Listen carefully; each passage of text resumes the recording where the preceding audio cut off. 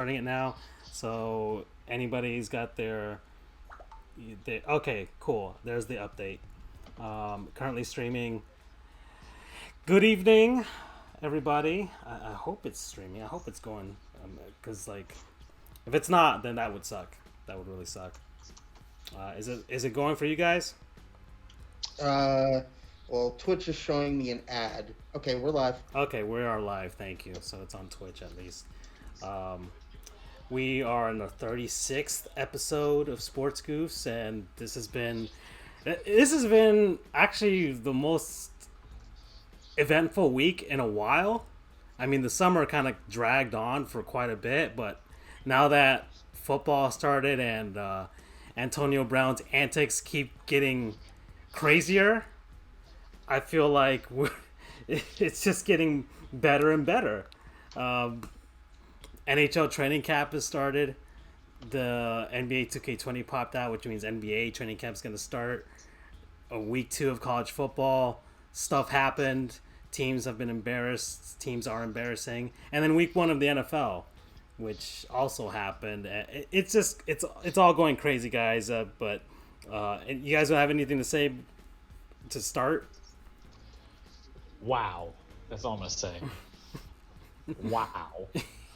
been such a it's been such an eventful week.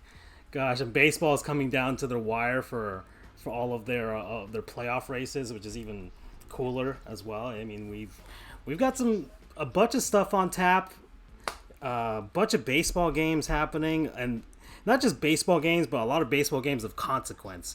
It's September. It means that games of consequence are finally happening. To right now, we've got the Marlins and Brewers. The Marlins are already losing. That's great, but the Marlins are winning in some ways, and we'll get to that. The Oakland A's and Houston Astros are playing. That's a huge game for home field advantage in the American League and wild card implications. The Dodgers and the Orioles. The Dodgers trying to clinch home field throughout to the World Series. The Braves and the Phillies. The Braves aren't that far behind the Dodgers now, and they could overtake them in the National League. The Phillies fighting for their lives in the NL wild card. The Red Sox and the Blue Jays. The Red Sox have also had stuff happen to them, and it looks like they're hanging in there, but they might have to throw in the towel at some point. The Mets and the Diamondbacks, another game of huge implications for the wild card. Both teams are in it. Nationals and the Twins. The Nationals trying to solidify that first wild card. The Twins trying to solidify the American League Central. The Rays and the Rangers. The Rays trying to solidify their wild card spot. Cleveland and Los Angeles of Anaheim. Indians also trying to claim that wild card spot. And then we've got some tankathon game here. We got the Royals and the White Sox. Royals trying to tank their way past the Detroit Tigers. The Cardinals and the Rockies. Cardinals trying to solidify their National League Central position. Pirates and Giants doesn't matter. Reds and Mariners doesn't matter. Cubs trying to save themselves in the wild card. They're in the NL Central against the Padres tonight. And the Yankees and the Tigers game was postponed, maybe because they played 4,000 innings last night, and the Yankees still lost to the Tigers for some reason. But Yankees trying to solidify their place in the American League and overall in baseball. So that's just baseball. And then we got the week ahead for the NFL and in college. So I don't know where you guys want to start. We can go whichever way at this point. Oh, and I got the video game on here. The video game on is NBA 2K2 because NBA 2K20 has come out, and I'm not being riddled with microtransactions from this. And we might talk about that later on as well. So, I mean, I think jump into the microtransactions, man, because we could do a little bit in relation to a certain double G that you nominated. Start off on that Gotta Live Goon, considering we're talking about NBA 2K20 and maybe who has the right to trademark a Taco Tuesday? We'll get to that later. All right. You want to get the class involved. I got you. Okay. I'd like to start NFL Week 1. So, let's go with that. You guys ready for that? NFL Week 1? I'm ready for you. Okay. So, The Miami Dolphins, we'll start with them. Let's start from the bottom. We'll work our way to the top. And the Dolphins are truly the bottom. Oh, man. And when we're So, saying bottom, one metric, I can't remember which one, said that there's a 45% chance that the Marlins will go winless. The Dolphins will go winless. I can see why you could mix those two, but yeah. 45%, ladies and gentlemen. So, prior to week one, the week beforehand, the Dolphins basically got rid of almost everybody of significance, including, especially Laramie Tunsil and Kenny Stills. However, we're like, okay, they're truly getting rid of their really good players and just trying to solidify that number one pick. In the NFL, if you're the worst team, there's no lottery like in the NBA and NHL. You just get it. You just get the number one pick. So, Dolphins came into week one. I remember there was one professional gambler that actually had a good feeling about the Dolphins. I was hearing about him over the week, and it's like, it's week one, and the Ravens might stumble out of the gate. We don't know how Jackson will be as a quarterback, in year two and all that stuff. It's like, okay, all right, fine. So, in any case, the game started, and within the first 5 minutes, the Dolphins were already down 7-0. And by the end of that quarter, what was the score by the end of that quarter? I think it was like 21-0 at that I point. think it was 28-0. Yeah, something like that. And by the end of the half, it was 42 to 3, I believe. And then the Dolphins proceeded to score a touchdown in the second half, I think. But regardless, the game ended 59-10. They scored 21. It was 21-0 at the end of the first, 42-10 at the end of the half, and then they decided to take their foot off the accelerator a little bit and only scored 17 points in the second half. Yeah, so they could have demolished you if they wanted. I mean, there was a freaking, what was it? There was a fake punt. The Ravens ran a fake punt play that completely succeeded. Like, at some point the Ravens were just trying out all of their plays, and it was basically a showcase for them. Like, okay, NFL, we're the Baltimore Ravens. We're not that bad. Look at all the plays we're gonna run, and look at all the stuff you got a game plan for at this point. So the Dolphins were their guinea pig for anything that they had up their sleeve. It was bad, guys. I was legitimately laughing out loud, truly laughing out loud that first half of the game, and then I stopped watching after that. It is bad. This is tanking that I was not expecting this level of tank. This is a Marlins fan, by the way. The Marlins have been doing awful this past couple months, but that was dear Lord.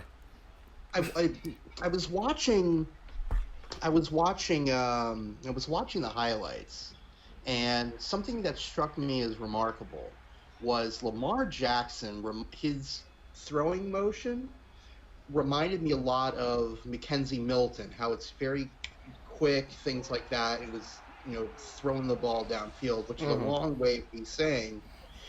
I find it ironic that Cliff Kingsbury, the guy who said he was bringing the air raid offense to the NFL,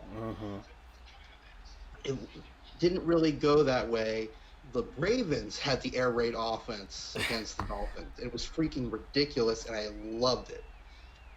Yeah, and standout for the Ravens, Lamar Jackson. Standout for the Ravens also, Marquise Brown, Hollywood Brown. I mean, talk about an opener for your rookie season. That was quite a show he put on there, man. That guy can run. That guy is fast beyond belief. Like, Minkah Fitzpatrick could not. I don't know. Minkah Fitzpatrick played him wrong, because he kind of was flat-footed on him, and freaking Brown just absolutely tore him up. But just I don't know how much. We should get to the other games because the Dolphins' awfulness, and this is probably a huge, a much bigger conversation as to how you should tank. Because, I mean, the Dolphins are hitting this reset button out of desperation because everything else that they've tried hasn't worked, and they've changed personnel. They've always hired bad personnel, guys who just can't make a good decision, and it's been more than a decade of it, and it has finally culminated to this pile of steaming crap. And I'm okay with it. I'm okay with it now. I'm okay with it. So that's the Miami Dolphins are terrible for.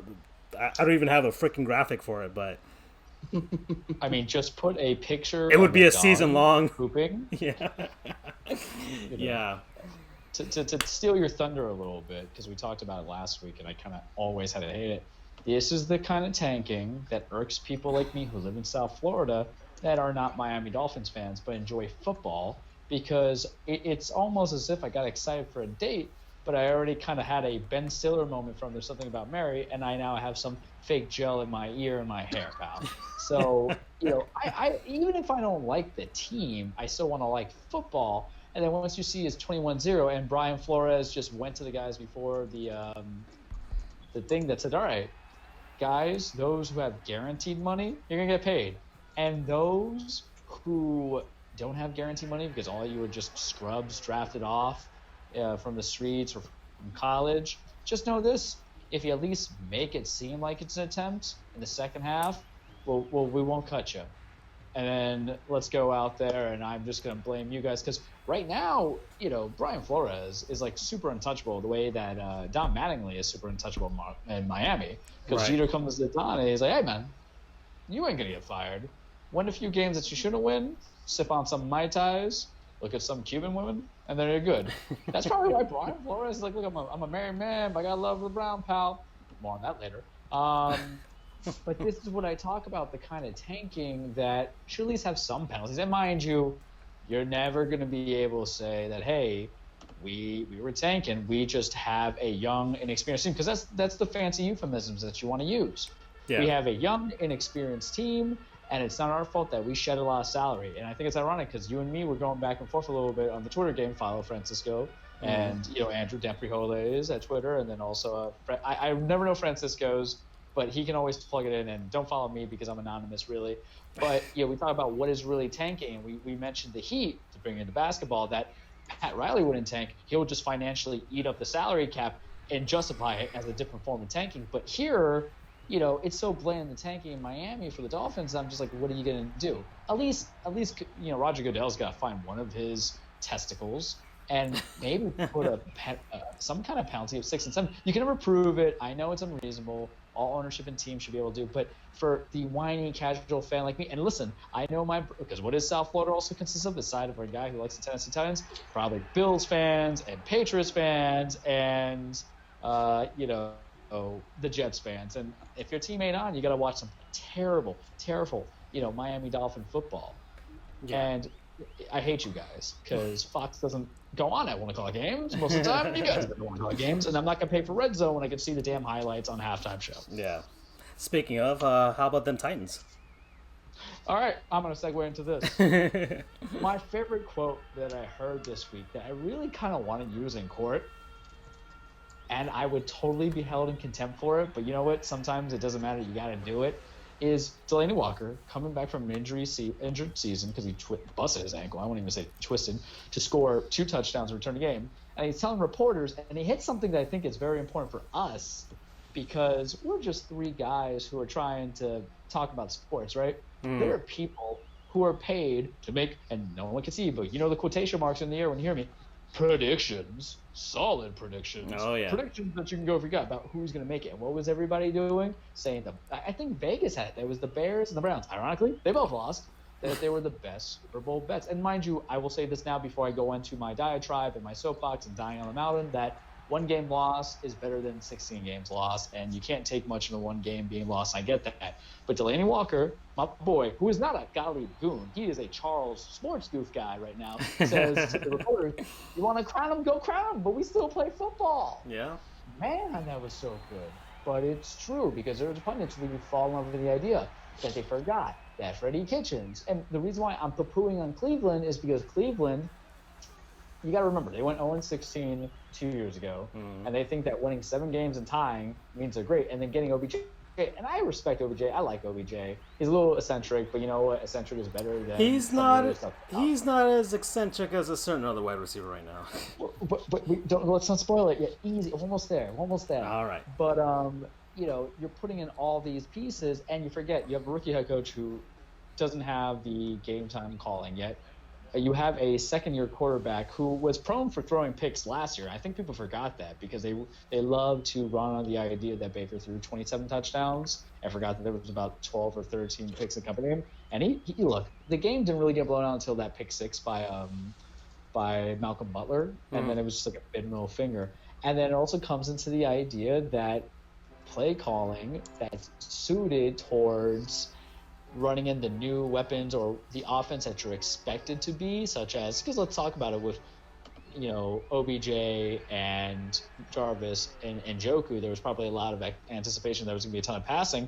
In my mind, the best way to slow down the Titans was just kind of like feed Nick Chubb the ball as much as you can, and I don't believe they do it, and it ended up costing them losing 43-13. So I poo-poo on them for opening their damn big mouths. I'm checking right now. Nick Chubb only got 17 carries. So you know what? That's fine. I'll redact that statement.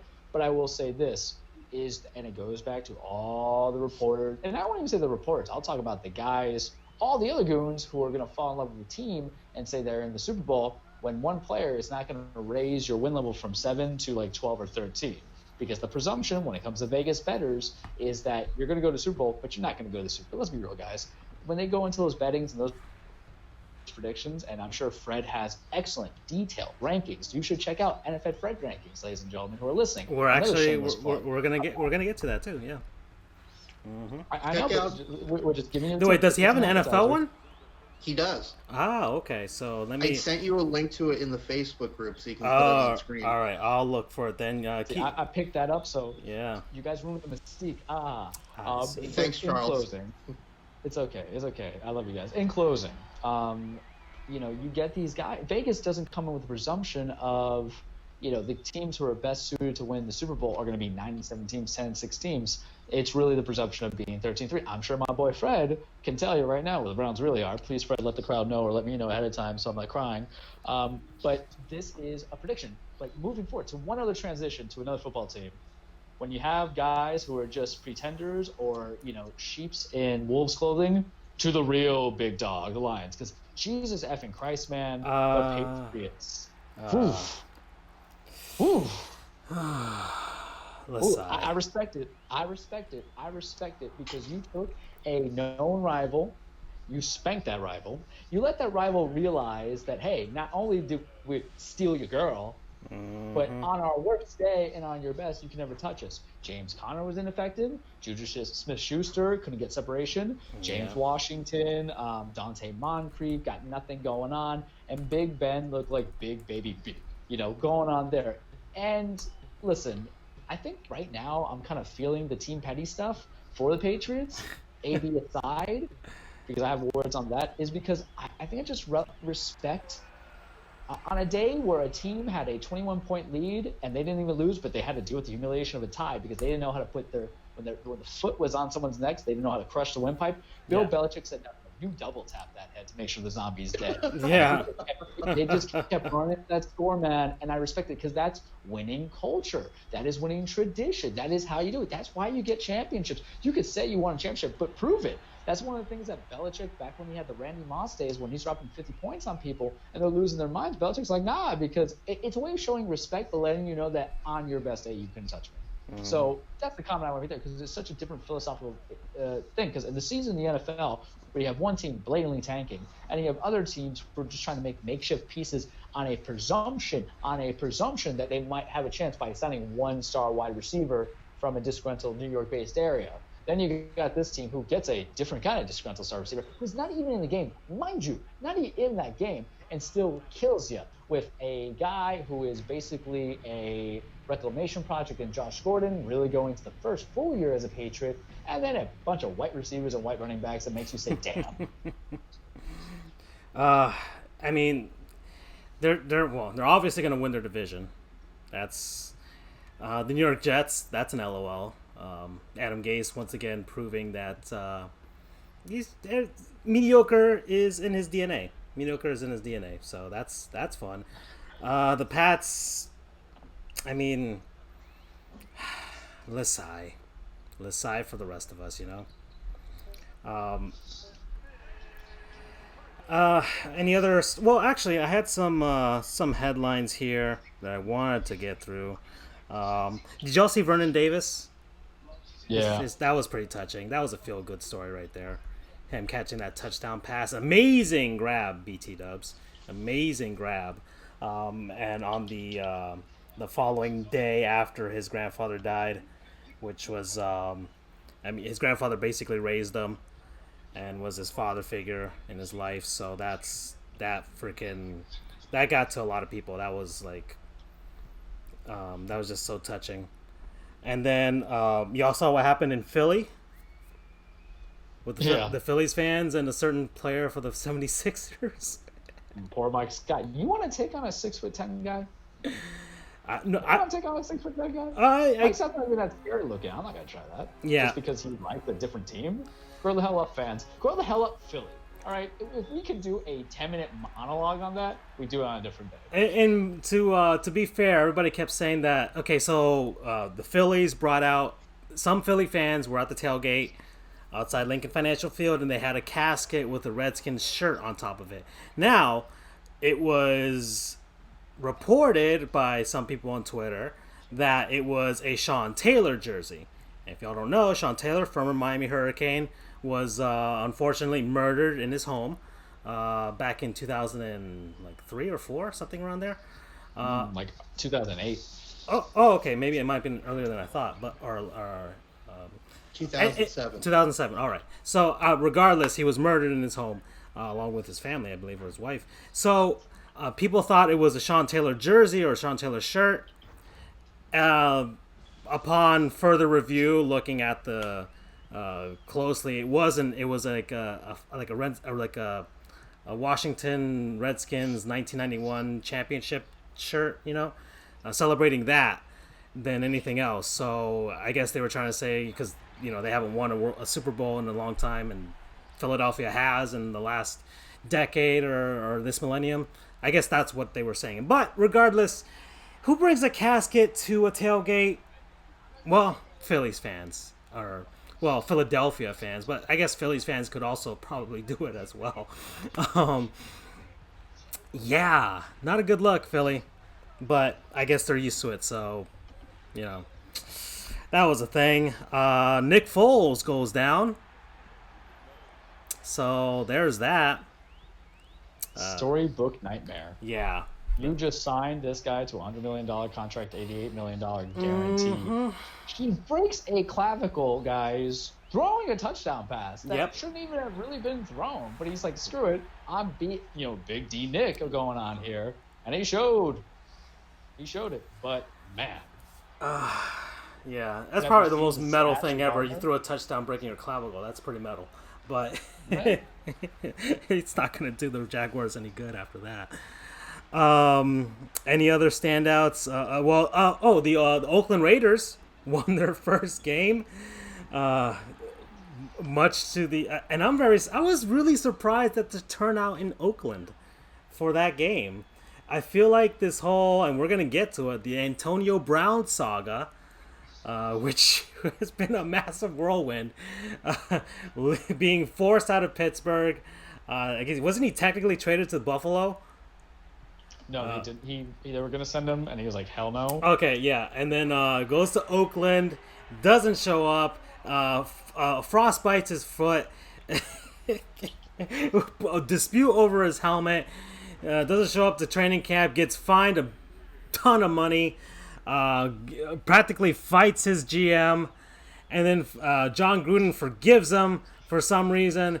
And then finally, the he gets released. The Patriots pick him up, and now he's got some federal issues now with some sort of sexual misconduct that he's been doing. Allegedly, but knowing this story, it might not have a happy ending, unlike what the Patriots are usually used to with this type of stuff. Except for that guy that they hired that murdered people. We got to jab the Patriots somehow.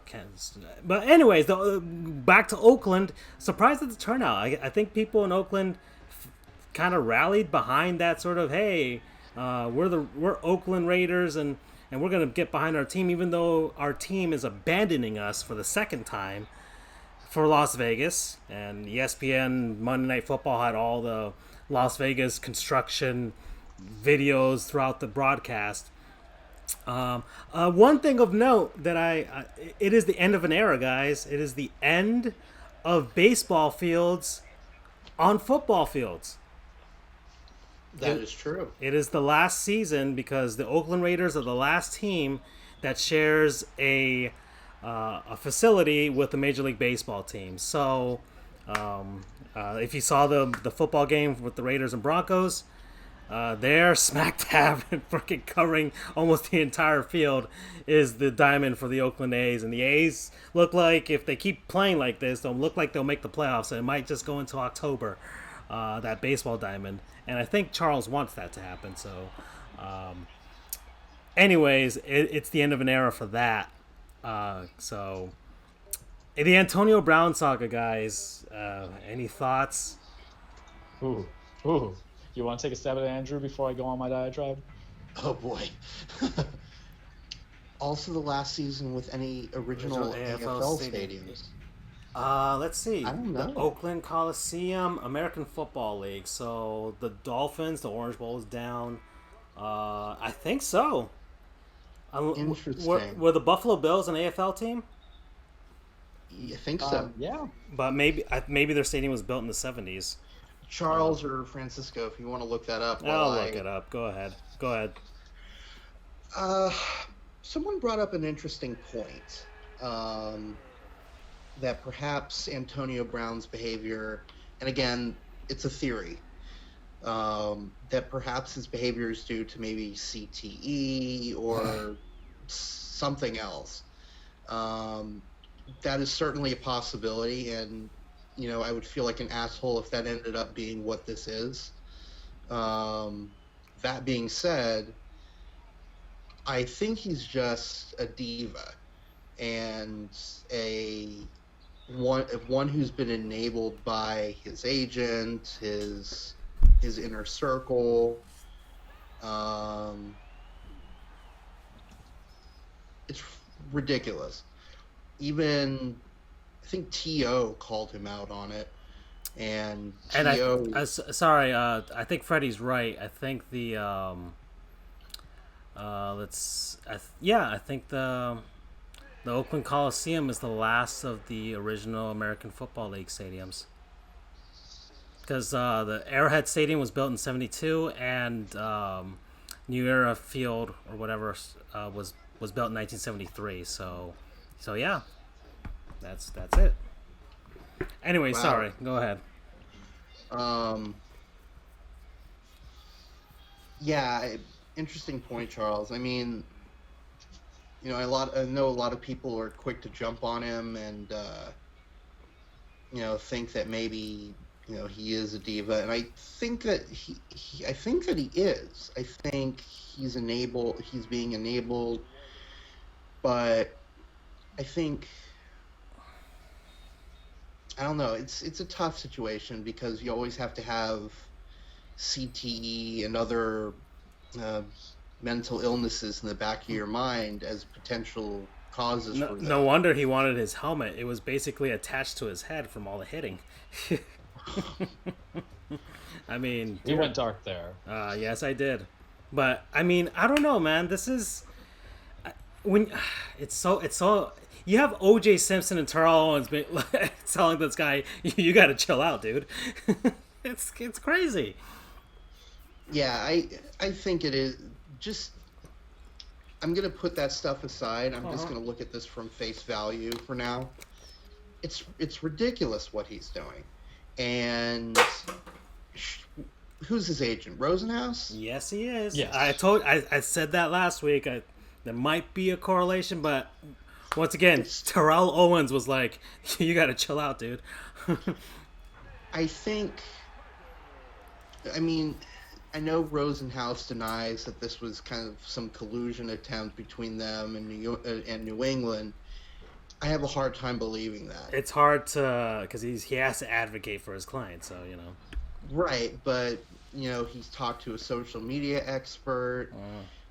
If you look at this, it seems like, well, first off, I don't know why he would sign with somebody that he didn't want to play with. Maybe they just ticked him off early on.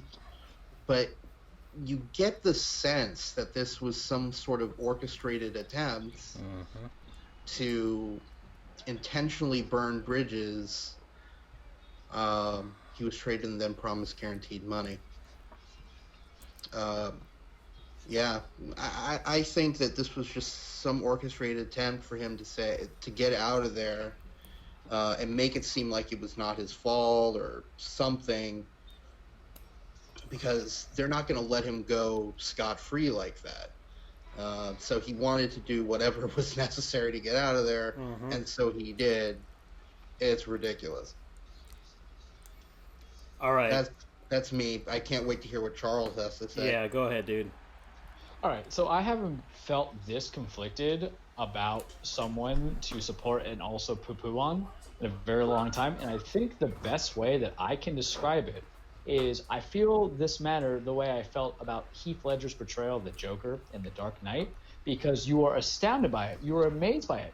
You kind of get where he's coming from a little bit, but then you realize he's the bad guy, and you want Batman to get him, and you're like, all right, Batman, go get this guy. But you see this level of destruction. You see these cool little scenes, such as the when he's got the little semi, and the scene that happens there, and then when he meets Harvey in the hospital, and at the very end with the boat scene, a little overly long, but I'll tell you now, almost 10 years later, The Dark Knight holds up well. Pseudo excited for the Joker movie. Gonna be interesting. We'll see about that. Maybe I'll get that to the non-sponsor next week. Gets you there. I feel about that with Antonio Brown. I've always appreciated his skills in Pittsburgh, because I can only say Pittsburgh because he hasn't played for any other team, really. Here's the thing about Pittsburgh. They don't let me rephrase this. They don't pay their superstars, except Big Ben. And Big Ben has a little bit of history, if everybody remembers, but they let other things handle that. They didn't pay Le'Veon Bell, and then he had to go a whole season of dealing with that drama, seeing how they were treating Le'Veon. Or actually 2 seasons, really, because there was the whole issue of franchise tagging and signing and whatnot.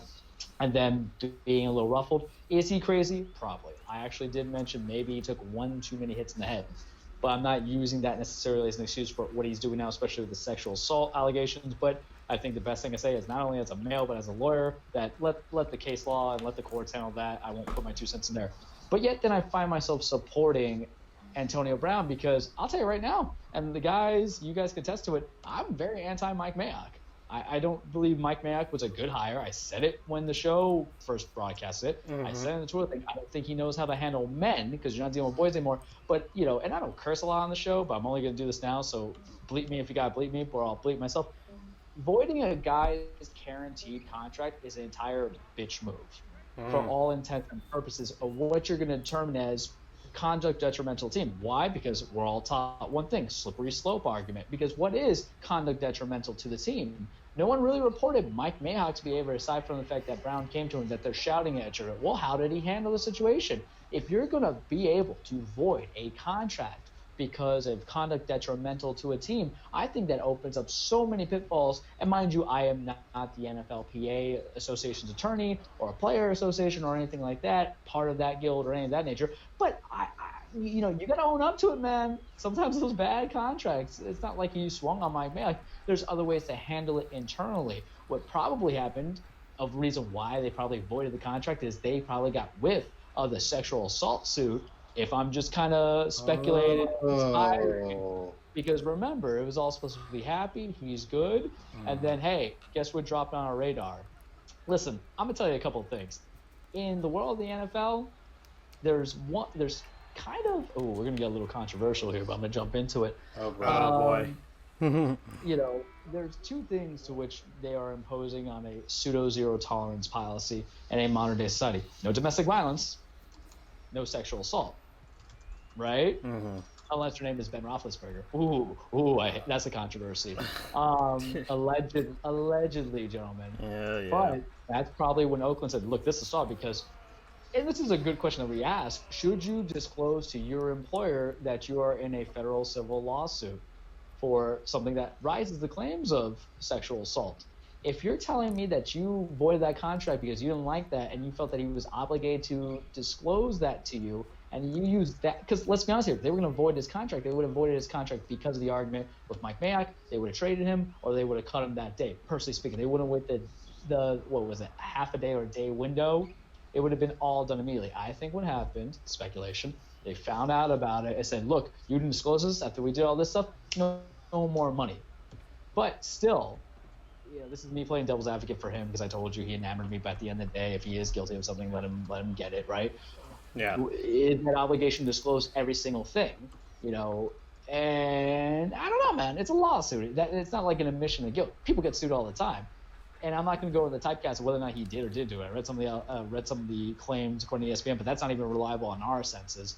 But at the end of the day, they're both goons, Mike Mayock and Antonio Brown. And it's weird. I'll make this very supernatural for us. We've all lived in South Florida, still live in South Florida. And I feel like the ghost of Al Davis with some brujeria work going on is like, look at me, it's still relevant into it. Oh, gosh. It's a disaster. Oh, gosh. All right. So that was our NFL talk.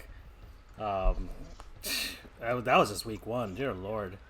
Let's see what happens in week two. The New England Patriots are stopping by Miami this week. So I can't wait to see how awful things will be for next week. We'll stay tuned. We'll see how far that tank can go. Oh, boy. So, gosh, that's going to be great. All right, so speaking of goons, because Charles kept mentioning goons, we're going to go to our Gottlieb's Goons segment here. And I had one lined up, guys, and my Gottlieb Goon is LeBron James. Now then. Yes, I'm a Miami Heat fan, and I was not on Team Petty. When LeBron James left for Cleveland, I was very thankful for the 4 seasons that he was here. We got 2 championships. He went back home. Yes, he wanted to have control and have an owner that would lie down and do anything that he wanted. But whatever, we got ours. He got his. Things should be good. However, LeBron goes over to Los Angeles, and all of a sudden he thinks he's King Mexico, and he, and I'm gonna post it here on the search screen here. He wants to trademark Taco Tuesday. All right, now. As I posted below, that is a real jerk move. Yes, and we have our biggest proponent of Taco Tuesday is Sir Charles here. First off, what's your reaction to that? I mean, listen, I feel like when LeBron says he wants to trademark Taco Tuesday, there's an appreciation for him for having a business acumen, because LeBron understands that he's in the business stage of his life, right? Right. That's what Space Jam 2 is coming out. That's why, he's doing his TV show with the barbershop stuff. That's why he's probably going to try to make an attempt to trademark Taco Tuesday. So I know, I'm sure someone probably already trademarked that many years ago when it was alleged to be Taco Tuesday. But here's how I feel about LeBron doing it. It's like a kid showing a macaroni picture to their parents. And they're like, that's nice, dear. And then the parent just puts on the fridge like, that's the ugliest damn thing I've ever seen in my life. If you want to get yourself over as a meme, as a GIF, as a Vine, even though I know Vines are dead, even if you want to get yourself over as having LeBron James T-shirt company, where it's a picture of his mouth saying Taco Tuesday, it's amazing. But LeBron, it's not like you're being a proponent for tacos. Let me tell you something, pal. Everybody really likes tacos. Even people who don't like tacos appreciate tacos. They just probably choose a better form of the version, like a burrito, whatever kind of things coming in. I can respect you wanting to market it. But here's the thing. Even if you trademark Taco Tuesday, it really is not going to have an impact as opposed to every other thing that really matters when you're trademarking it. But it's cute. That's a nice macaroni portrait that you created. And you pray to God, you can say that there's ants in the home so you can discard the damn concept and never have to see it again. But then what happens is if he's not going to trademark Taco Tuesday, he'll make up a new thing like, oh, I like Milkshake Mondays, you guys. Yeah, or Fast Food Fridays. Good for him for being a business acumen. Do yourself a favor. Succeed, make a lot of money, own an NBA team, and for the love of God, be a better NBA owner than Michael Jordan, who won't even spend, 5 cents over what his limit is. Really frugal. Yeah. That's me. I don't know, man. I'm just, why? I know LeBron has holdings in a lot of companies. Beats, he has holdings in Blaze Pizza.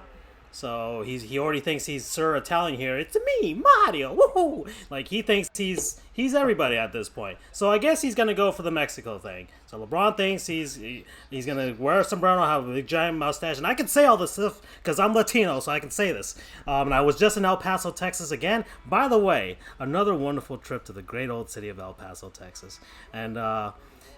I swear they need to make you their minister of tourism. Or whatever. we can have an actual sponsor for this show. Patreon.com/Sports Goofs, everybody. Especially LeBron James. If you want to trademark Sports Goofs, LeBron, and become our official sponsor, you can do it. Like it's available. Like we'll take anything at this point. I don't know, guys. This ain't it, Chief. This all I can say. This ain't it, Chief. That's all. I just feel like I know. Okay, Pat Riley has 3-peat.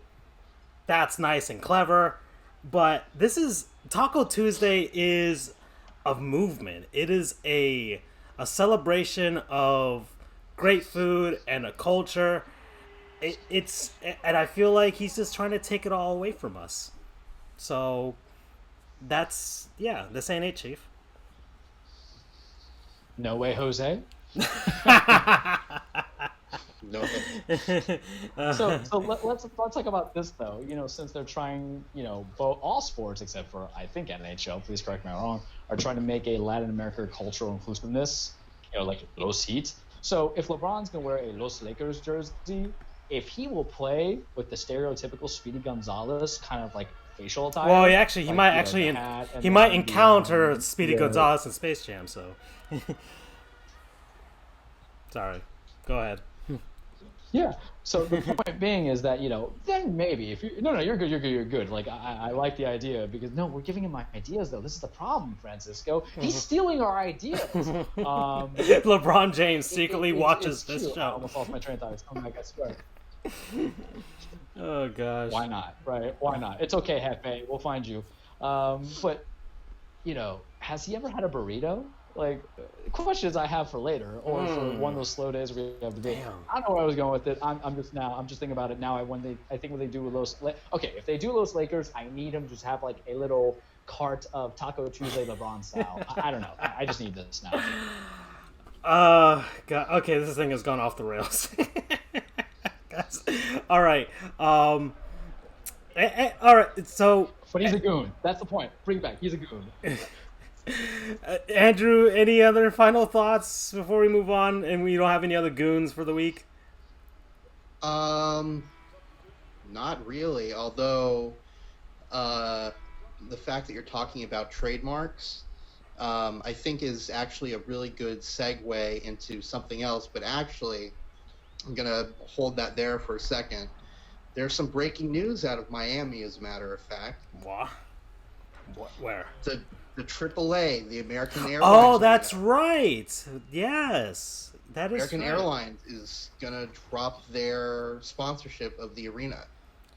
So for the first time in the venue's history, and it's been open for 20 years, almost 20 years, it'll for the first time not be known as the American Airlines Arena. That is that is true. I'm surprised. Wow, that slipped my mind. But yeah, Wow. Okay, so what's so for next week we should think of some names for the American Airlines Arena.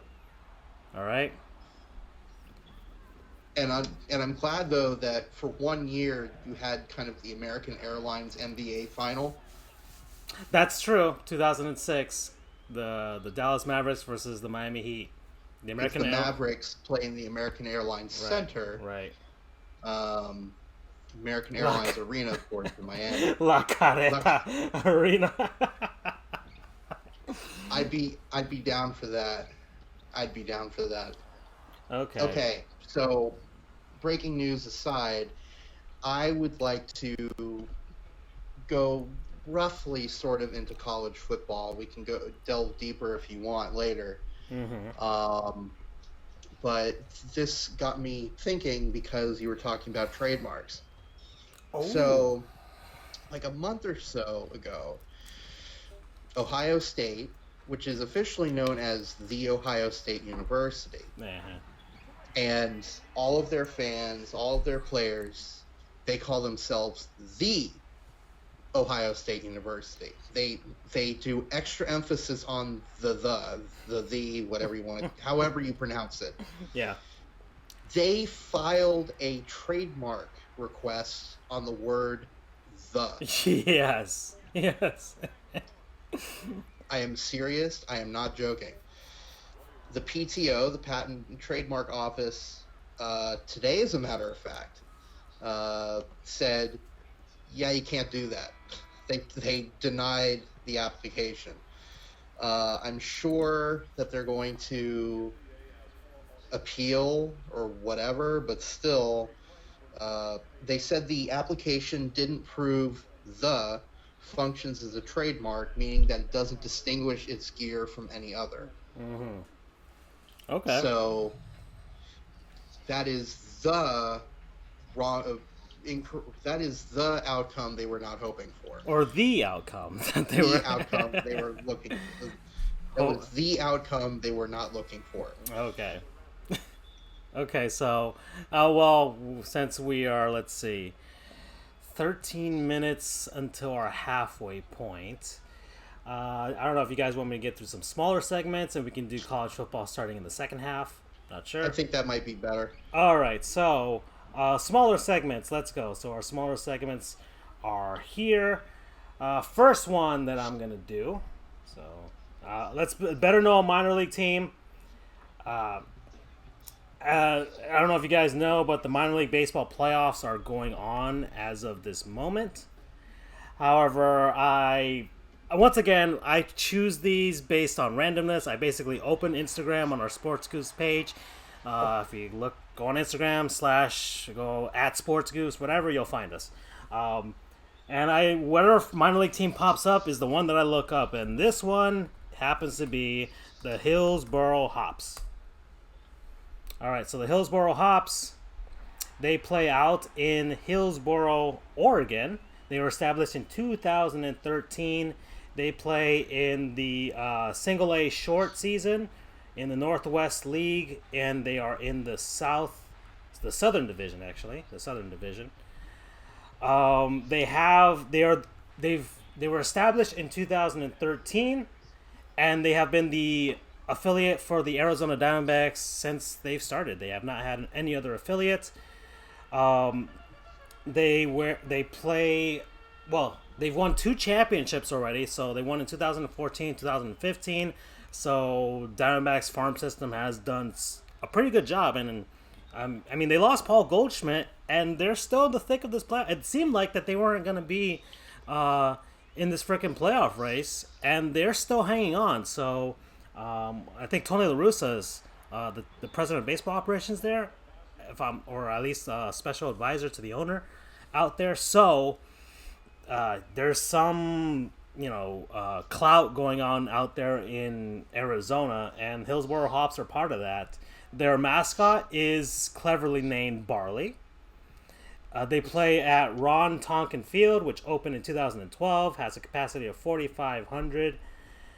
And their field is not a grass field, even though it's an outdoor field. It is not a grass field. It is an artificial turf field, with dirt at the pitcher's mound and home plate for some reason. So it's kind of a weird setup there, but I don't know why. And that's the Hillsboro Hops. Don't know if you guys have anything to say about them, but that's them, the Hillsboro Hops. Moving on. No? I don't really have much to say. All right, so Hillsboro Hops, they have a pretty cool logo. Actually, I actually like it. Well, wait. Their stadium is actually pretty cool. So let's head on out to their stadium, Ron Tonkin Field. They have, of course, they're gonna have a nice beer garden, and I think Charles would like that. So Charles, if you're ever in maybe Hillsboro, Oregon, will be your El Paso, Yes. Texas. Maybe it could be your El Paso, Texas. I mean, that's a stretch.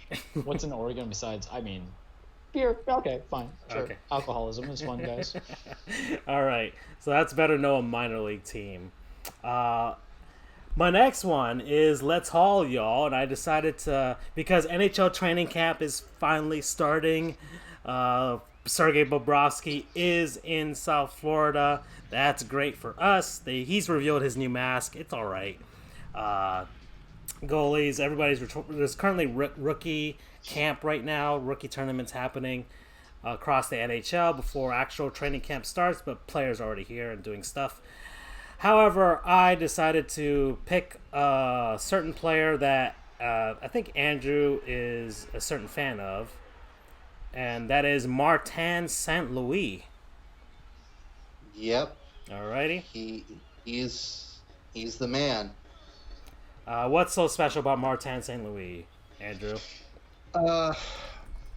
Well, just from a personal note, well, I don't know.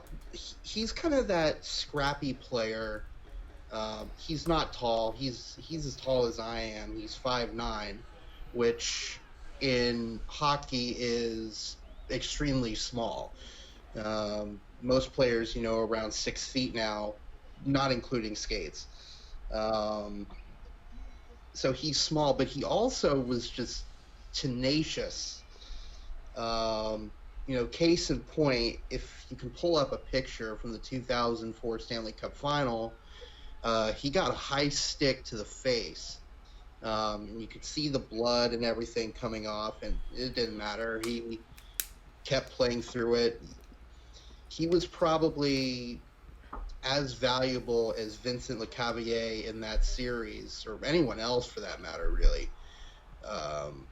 Maybe not on the score sheet, although he was prolific on the score sheet. Yeah. But it was also just kind of that leadership and that grittiness that got everyone else around him to say, you know what, we can do it too.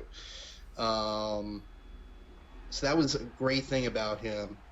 I wasn't a fan of the Lightning back in 2004, but I was certainly a fan of them in 2008 and going on during their other playoff runs. And, it was just definitely somebody that I looked up to as a player because, like I said, he really had that never say die sort of attitude. I mean, he had to. I mean, he's a relatively short compared to other NHL players. Right, and you'll see a lot of guys like I forget, like Tyler Johnson, I think is pretty small, who also plays for the Lightning. Jonathan Marchessault in Vegas. Right. You see kind of a correlation between height and tenaciousness, out of necessity, really. But it was always cool having him around, and in some ways, I think he deserved to be captain more than Lecavalier. But captains are usually the ones who score the most, so I don't know. But I'm a huge fan of his. It was really tough to see him leave to go to the Rangers. But I know that there was a kerfuffle between him and Steve Yzerman. So that was really really not possible, I think, for the rest of his career for the two of them to be around each other. Right. It kind of soured the relationship towards the end of his career between him and Tampa Bay, but that I that blew over after he It did. retired, and then obviously he got inducted into the Hall, which completely blew everything over because I think he's the first Lightning, like true Lightning, to make it to the Hall of Fame. Right. And totally, like I said, he totally deserves it. And I don't have his I don't have his stats in front of me, but Well, I mean, I have him in front. Give me 1 second to have him in front of me. But all right, so and the Hockey Hall of Fame, I have his profile here for the Hockey Hall of Fame, and these are, I mean, the 2004. Let's go with the 2004 playoffs. In 23 games, he scored.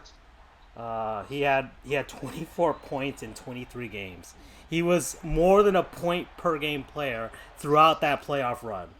He didn't win the Conn Smythe. That was Brad Richards, but he could have. He could have very much won the Conn Smythe that season.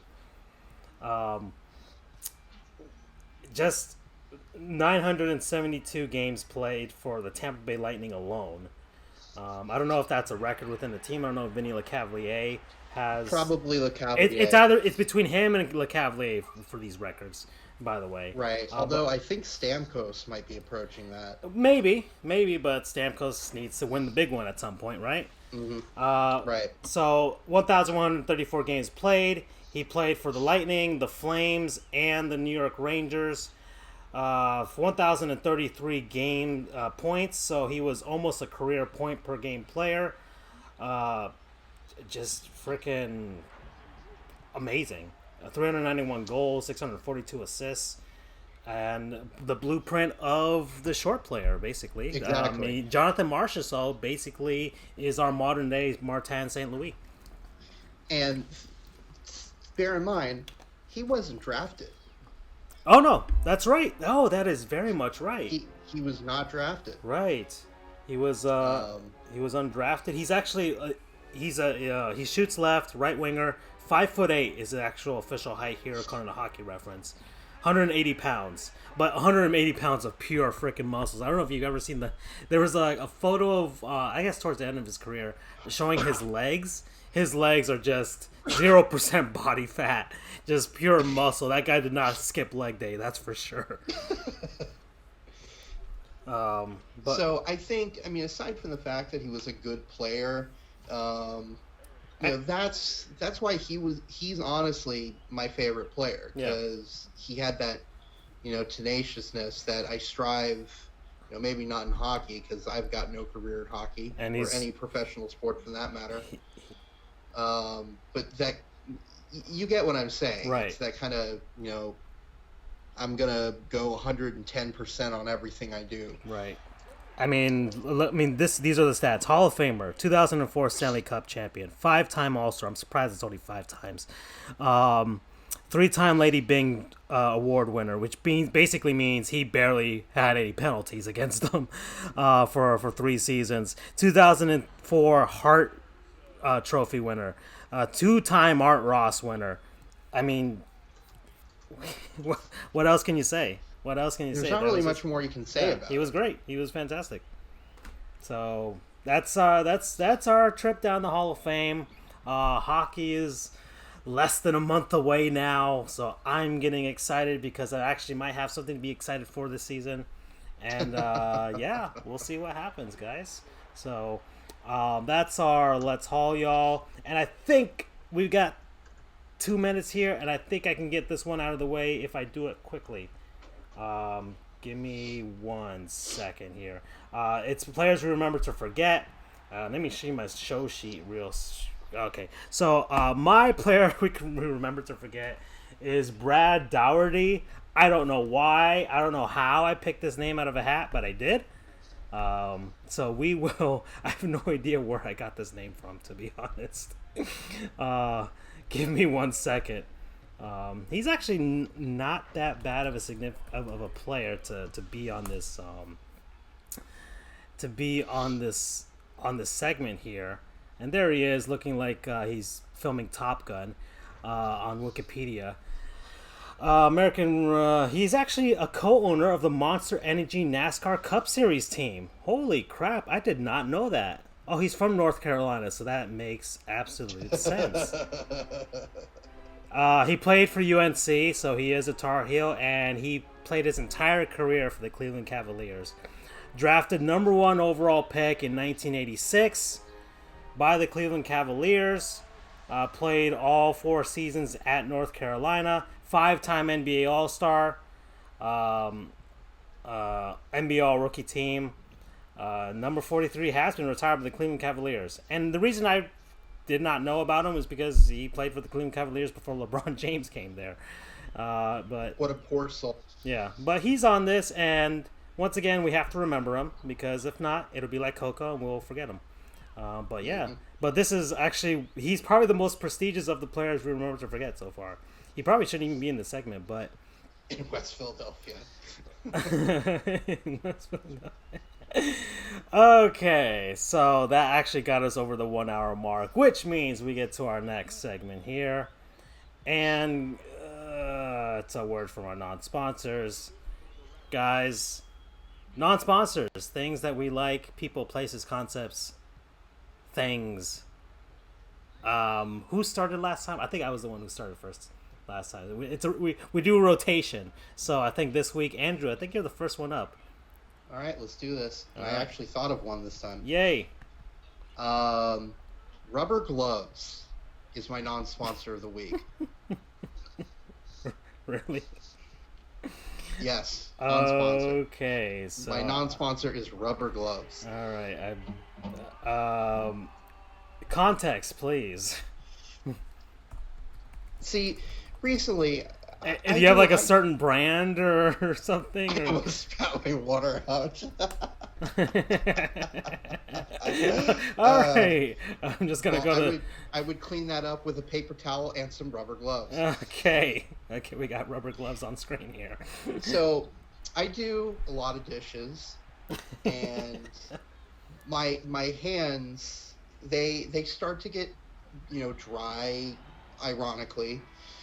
Dry, chapped, and things like that, and it is very, very painful.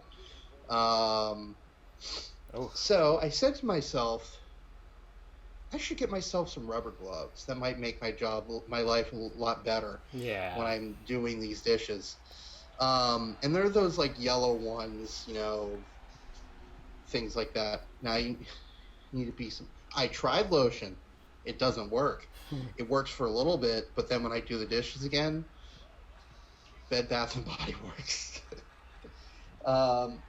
It works for a little bit, and then when I do the dishes again, all progress I made on my skin goes away.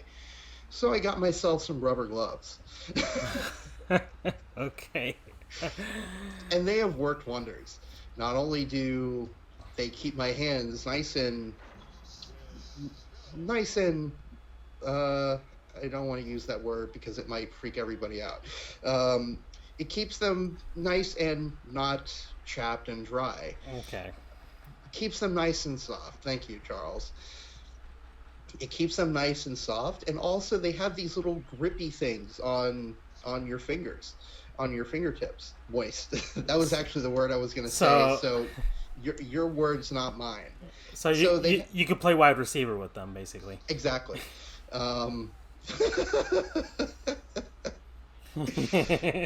So rubber gloves, I don't know what brand it was. I think I got it from Walmart or something, but it doesn't matter the brand. Rubber gloves, they're awesome. They have made my life a lot easier. Promo code soft supple hands. Ooh.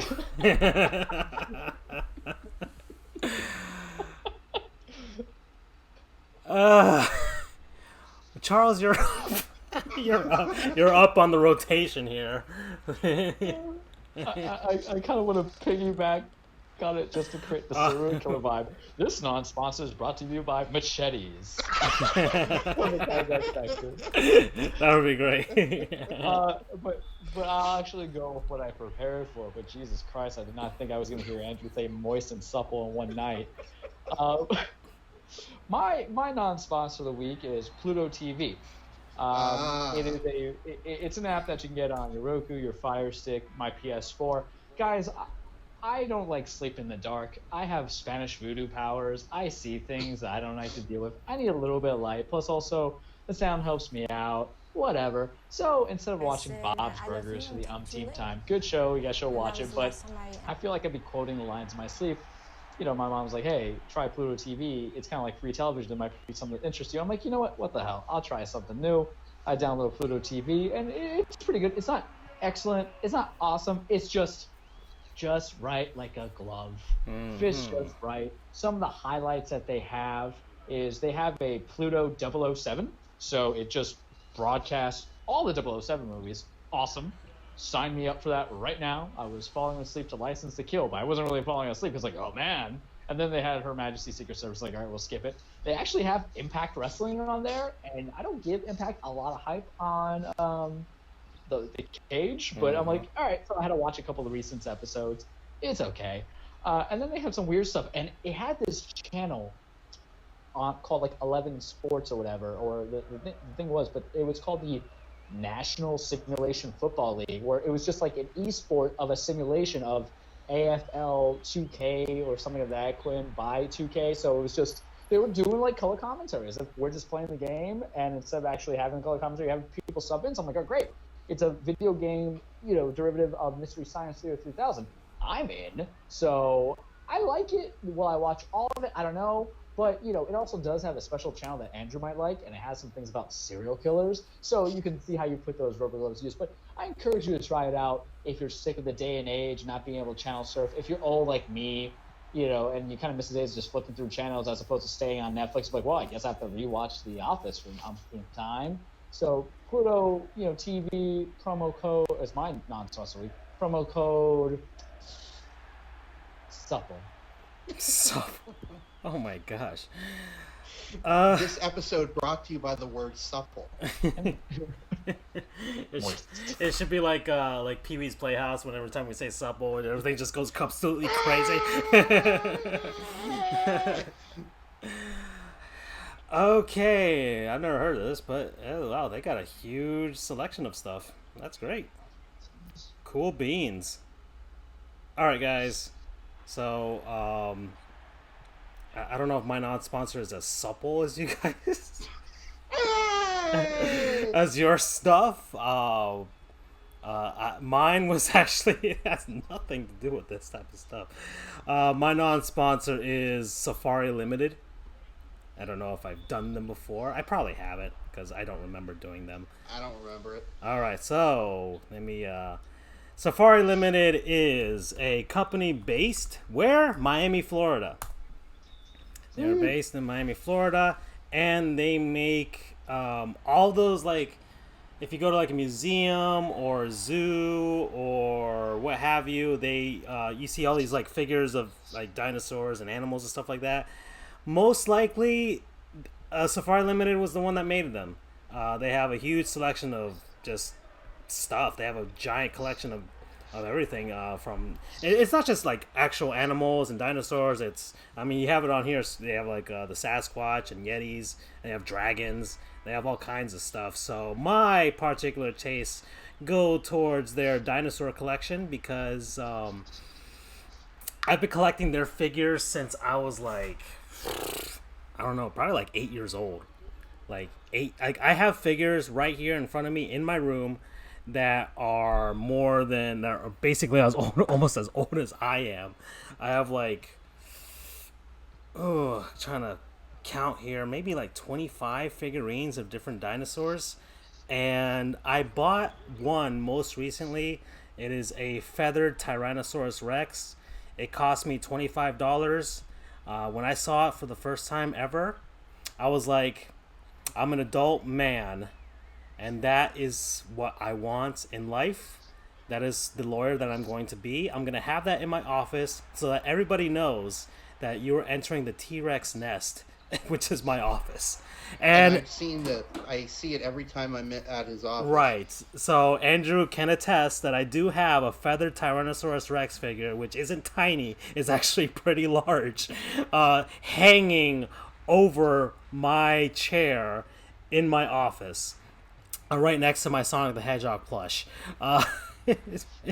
So when people walk in, you can have confidence that, man, that guy will represent me with the ferocity of a Tyrannosaurus Rex. So promo code supple tiny hands, which is what T Rexes have. That's my promo code.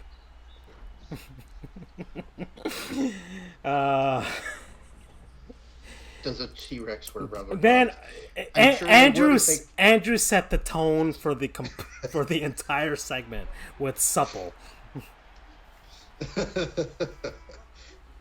Okay. Oh boy. So we are heading into our second half here. Just want to run through the scores real quick here.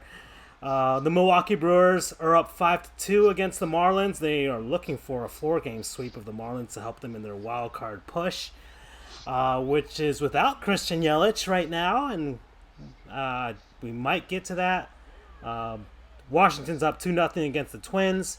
The Rays are up 2-0, so Andrew is happy about that. Cleveland is up 1-0 out in Los Angeles of Anaheim. Braves and Phillies are 0-0, and Dodgers are losing 1-0, and the Jays are beating the Red Sox 2-0. D-backs losing 6-0 against the Mets. Mets are desperately trying to hang on here at the end. And we're going to move on to college football after this, and we'll talk about Christian Yelich and baseball after this. Let's see. Big games coming up here. As we can see on top of the score crawl, Ohio State versus Indiana, I sent something you like over. that. But yeah. I sent you over Fred Rank for college football. Okay, so I'll put that up, and Andrew, you can start since you're a college football guru. It's crazy to hear you say that because 9 years ago, when I started at undergrad at UCF, I was not a college football fan. So the fact that I've come I barely cared about college football, in spite of the fact that my family grew up, spent a lot of time in Tallahassee and went to a lot of FSU games. Go Noles. Even though they barely pulled that one out. They almost choked away another game in the second half. I know, and I'll get to that. Believe me, I will get to that. Go ahead. So it's really cool, to hear somebody say that I'm the college football guru. A lot has changed in 9 years. So let's get to it. Not a lot has changed. Let's see. We'll start with Florida State. We'll just go around the state. You guys got lucky. Oh yes. You got really, really lucky. You should be thanking your lucky stars that guy's foot didn't make perfect contact with that ball. Well, it's nice for the Seminoles to be on the other side of that type of situation. That's true. So anyone who doesn't know, they were playing, I believe it was Louisiana Monroe. Yes, indeed. They had gone to overtime. It was tied. Knowles had just scored a touchdown plus extra point. ULM scored a touchdown, but then the kicker missed the extra point, so they escaped with a 1-point win. You guys are going to have a rough season. Yes, we are. And, I covered this a lot last week, but Taggart, man, he is not a good coach. We experienced him firsthand at USF. Okay, one saving grace, the offense isn't that bad, but the defense is. But go ahead, keep going. Again, as I mentioned last week, this is a guy who said, we didn't hydrate the players properly. I've drank like 4 bottles of water now throughout this segment, so I'm perfectly hydrated myself. 9-4 GLA. Can't. No, 9-4. 9-4. Oh. Oh really man, my friend would kill you. She's a big Dogs fan. So let's see some of the other big games of the week. Who is FS? Well, let me go back. So UCF played FAU down in Boca. It was another big win. It was 48-14. Did you The go to that game, game, by the way? who me? Yeah, since it was No, close I by. couldn't make it. I Okay. wanted to, believe me.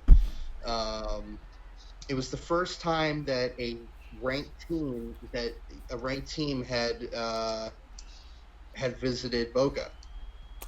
Yeah, that's right. It was a huge deal. And I think it was the largest attended game in the stadium's history, I think. I believe that.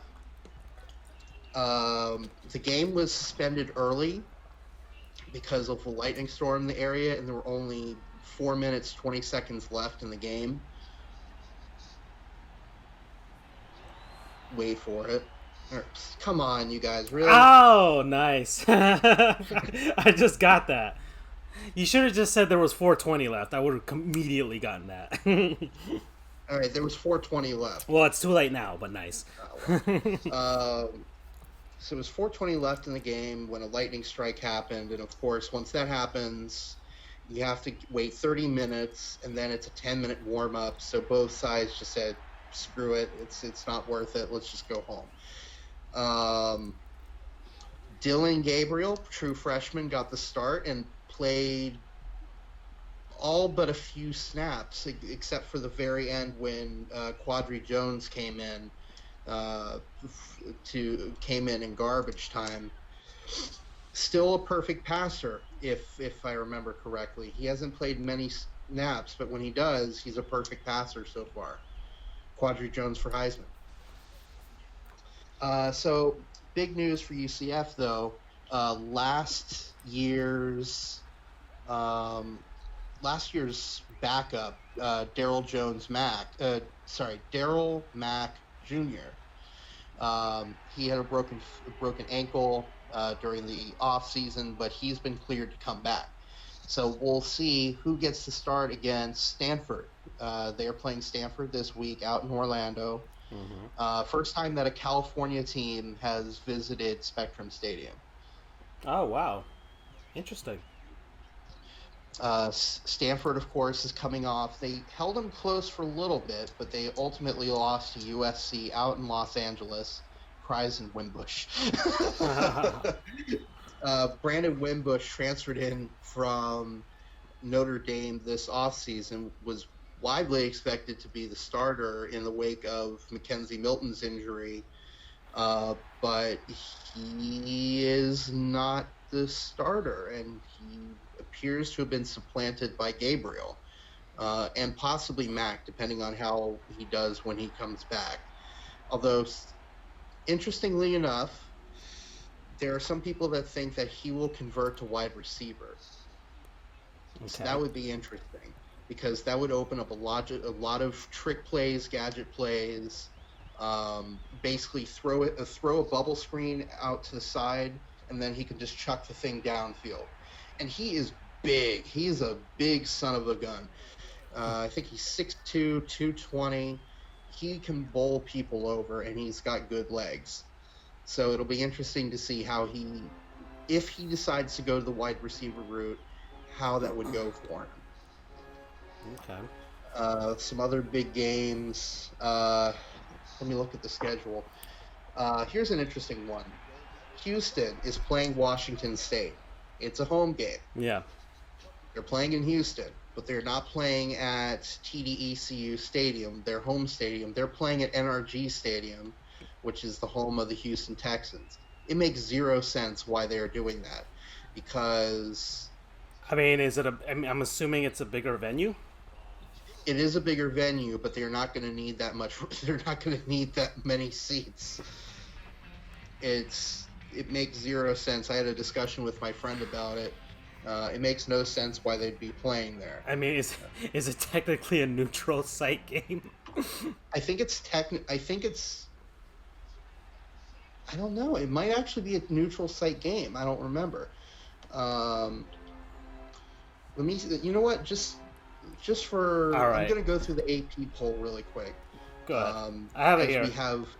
What's that? I have it in front of me here. I got Clemson once again at number 1.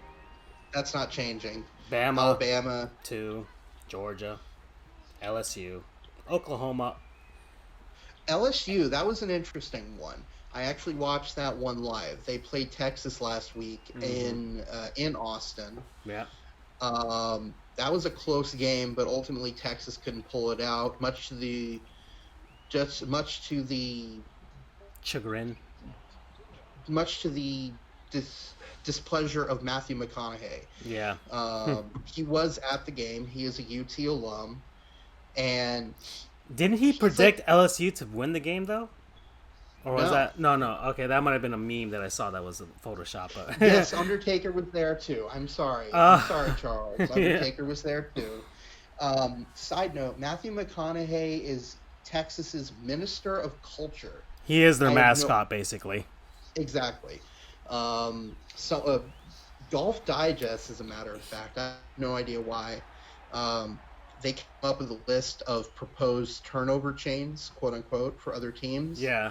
So they proposed the turnover Matthew McConaughey.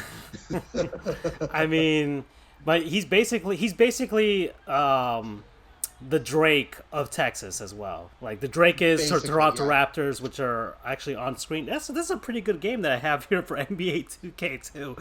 It's 127 to 124 in the fourth quarter between the Warriors, between the 2001 Warriors and 2001 Toronto Raptors. I love those jerseys, by the way. The Raptors. They're wearing them. Glad they're bringing them back. Yeah, they are. Go ahead. Sorry. So let's see. Oklahoma. Ohio State, Ohio State, and Ohio State University, Notre Dame, Auburn. That was I can't remember if it was this past week, but they had a good game with Oregon, but they ultimately pulled it out, much to my Oregon friends' displeasure, because they always seem to throw away these big games at the last minute. Yeah. Speaking of which, they played Auburn in the 2010 season, so 2011 game, national championship game, with Cam Newton. Holy crap, UTEP is not at the bottom of the Fred rank anymore. UMass, they are not doing well. They are not having a good year. I think they lost to Southern Illinois, the Salukis, okay. being less than 0.1.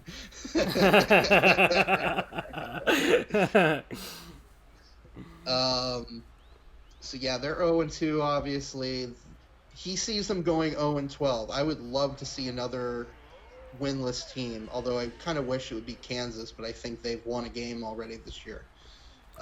Florida, Michigan, they are lucky. Yeah. Florida State think they got lucky. No. Michigan got really lucky. Oh yeah. They were playing Army West Point in the Big House. They took them to double overtime, if I remember correctly. Yeah. They should have lost that game. I mean, when is that program? I mean, they got to put up or show up at some point, right? I mean,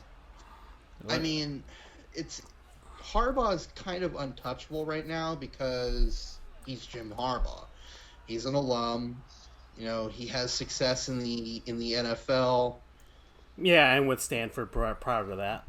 But I imagine that at some point, Michigan fans, yes, and it was a fun and. Army, so stupid. Ohio State. If he beats Ohio State, that saves his job. Because Ohio State absolutely owns them right now. He hasn't won a bowl game yet, has he? I don't think so. Yeah. As far as I can remember. So, what was I saying? Right. Army should have won that game. They just made too many mistakes. They made enough mistakes to let Michigan stay in the game. Case in point, for anyone that doesn't know, Army, along with Navy, they are traditional triple option programs. They don't throw the ball a lot. It makes it very boring in a way, but their games go awfully quick because they don't throw the ball a lot, so no incompletions. They just run it down your throat. And they're still successful. They almost beat Oklahoma last year as well. same situation, took them to, I think it was double overtime as well, out in Norman. But one of like the 4 times that they threw the ball, the quarterback threw an interception right at the goal line. They were within like the 3-yard line. So yeah, they should have won that game. Michigan's really lucky, and the pollsters see that too because they dropped 3 spots. Yeah. Mm-hmm. Utah, they went up 2 spots. Texas went down 3 spots because of the loss. Right. UCF back up to 17. They had dropped to 18 last week in spite of a 62-0 win over FAMU. They're back up a spot. They're 16th over in the coaches poll. Texas A&M went down 4 spots. Mm-hmm. Who did they lose to? Gosh darn it. Damn it, Jimbo. I should be on Team Petty about this, too. Clemson. They lost to Clemson. Oh, that's right. Yeah, it was a big... Okay. Yeah. Yeah, so that's to be expected. Yeah. Iowa, their game day is going out to Iowa City this week. Or no, I'm sorry. They're going to Ames, Iowa. Iowa State. Speaking of Iowa, their tradition of waving to that children's hospital. Isn't that awesome? Yes, it is. I just want to say that. And it's a very recent tradition too. Right. It started like a year or 2 ago when the children's hospital opened. Mm-hmm. That is a tradition. It's new, but I love it, and it feels like it's been there for decades. Right. Such a great tradition. This week is the annual Iowa State rivalry game, also known as El Assico. I'm serious, because the games are always these really crappy, low-scoring, boring games. So it's a play off of the El Clasico rivalry between Barcelona and Real Madrid. This is El Assico, and College Game Day is coming to it this week. Okay. Iowa State is very close to making it into the rankings this week. Alas, they fall just a little bit short. Yeah, and the team, let's see, in the top 25 that jumped the most, 14 spots, the Trojans out in USC. The team that dropped the most over this past week was Washington. They dropped 9 spots. Washington lost to Cal, and okay, so there's something known as the Hawaii test. Hawaii being so far back time zone wise, whenever they play a game out there, the games will start around midnight Eastern time. So the Hawaii test is staying up through watching games all day and staying up through the final game, which is always Hawaii. Last week they played. Who did they play last week? Crap! Who did? Hold on one second. Hawaii football. Last week they played. Let's see. Arizona. Oh no, not Arizona. That was their first game. Oregon State. There we go. They are 2-0 against Pac-12 teams this year. Mm-hmm. Yep. Maryland. That's a big jump. They have been blowing out the teams they've played. I think they've scored 60-plus points in both their games so far this year. Yeah. They beat a ranked Syracuse team last week by a metric crap ton. It just blew them out of the water. It was ridiculous. It's 63-20. And then before that, Howard University 79-0. But Syracuse is actual. Yeah. They are just beating the crap out of everybody they play. So, do I think that a 207-point jump is a lot? Yes. But do I think that they should be ranked? Yes. Now on to Tennessee. Poor Tennessee. They are 0-2 this year. They've played 2 games over in Neyland Stadium out in Knoxville. Yep. They've lost both. The first was a loss to Georgia State out in the Sun Belt. Yep. Please spare me. We have to talk about this, even though they had a heartwarming thing that we'll mention at the end of it to make everyone feel better. But keep going. Sorry. So they lost to Georgia State. They thought that was bad. They thought that was a bad loss, that it couldn't get any worse. It got worse. I'm not saying that BYU is a bad team. They are a good team. And most people would say that they are better than Georgia State. But the way that Tennessee lost to BYU last week, and again, at home, just ripped their hearts out. They had the lead with, I think, 16 seconds left.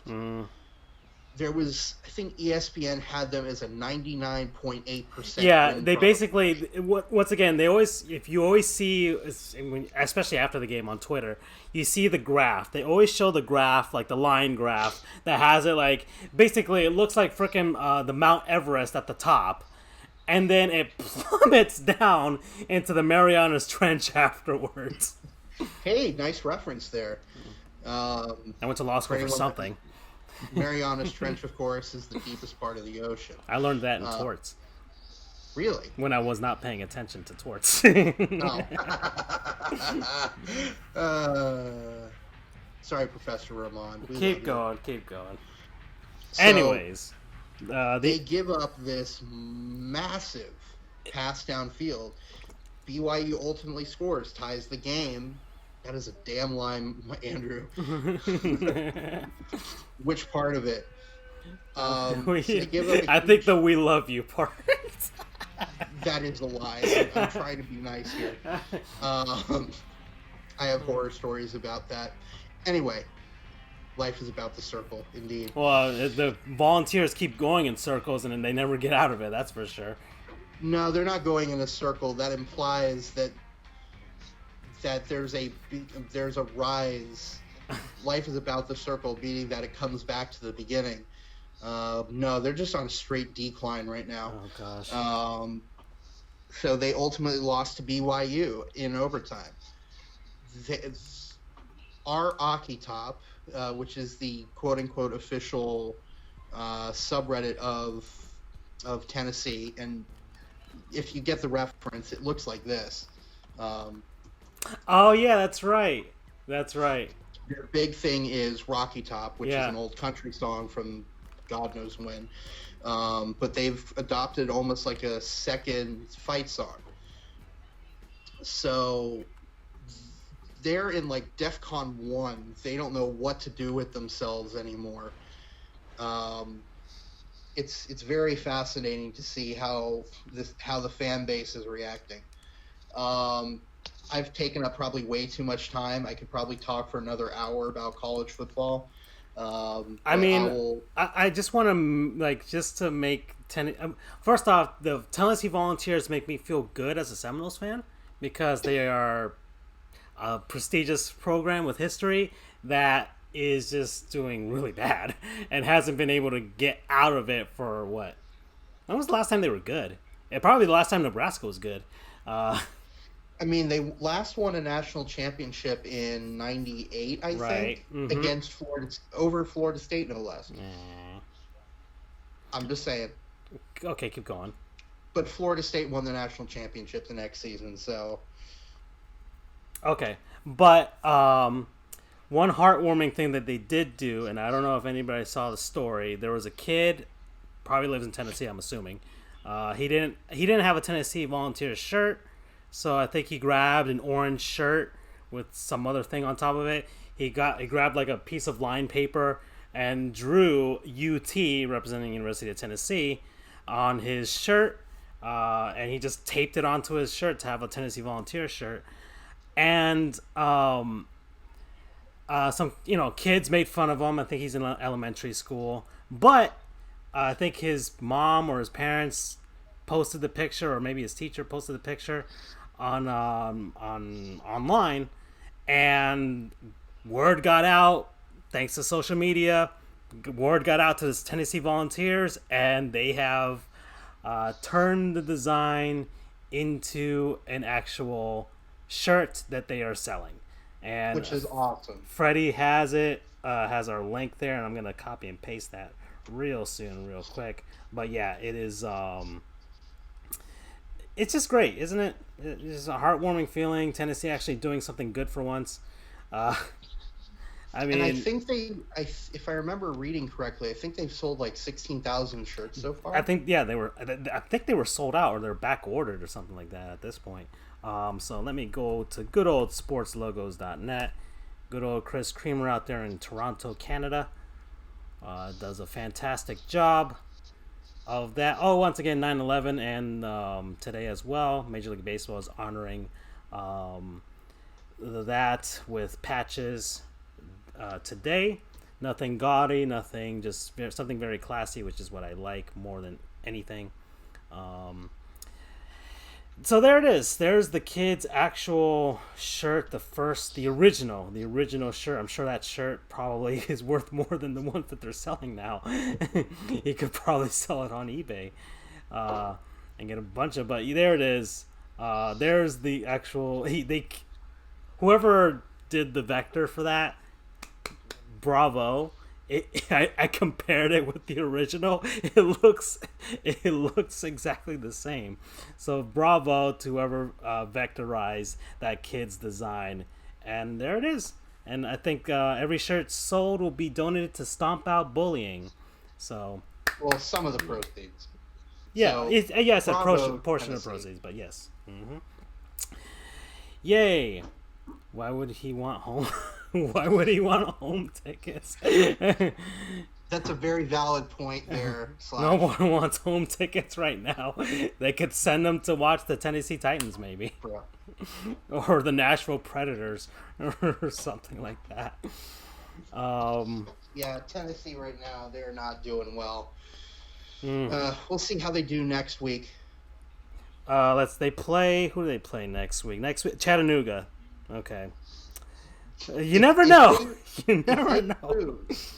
If they lose, someone is going to set fire to Neyland Stadium. Ugh. I hope they don't, and I really don't expect them to. But still, that'll be the level of yikes that the program will be going through. Ugh. Ooh, is that all college football talk? We're an hour 30. Unless you guys want to add something. Nothing more. The Canes lost.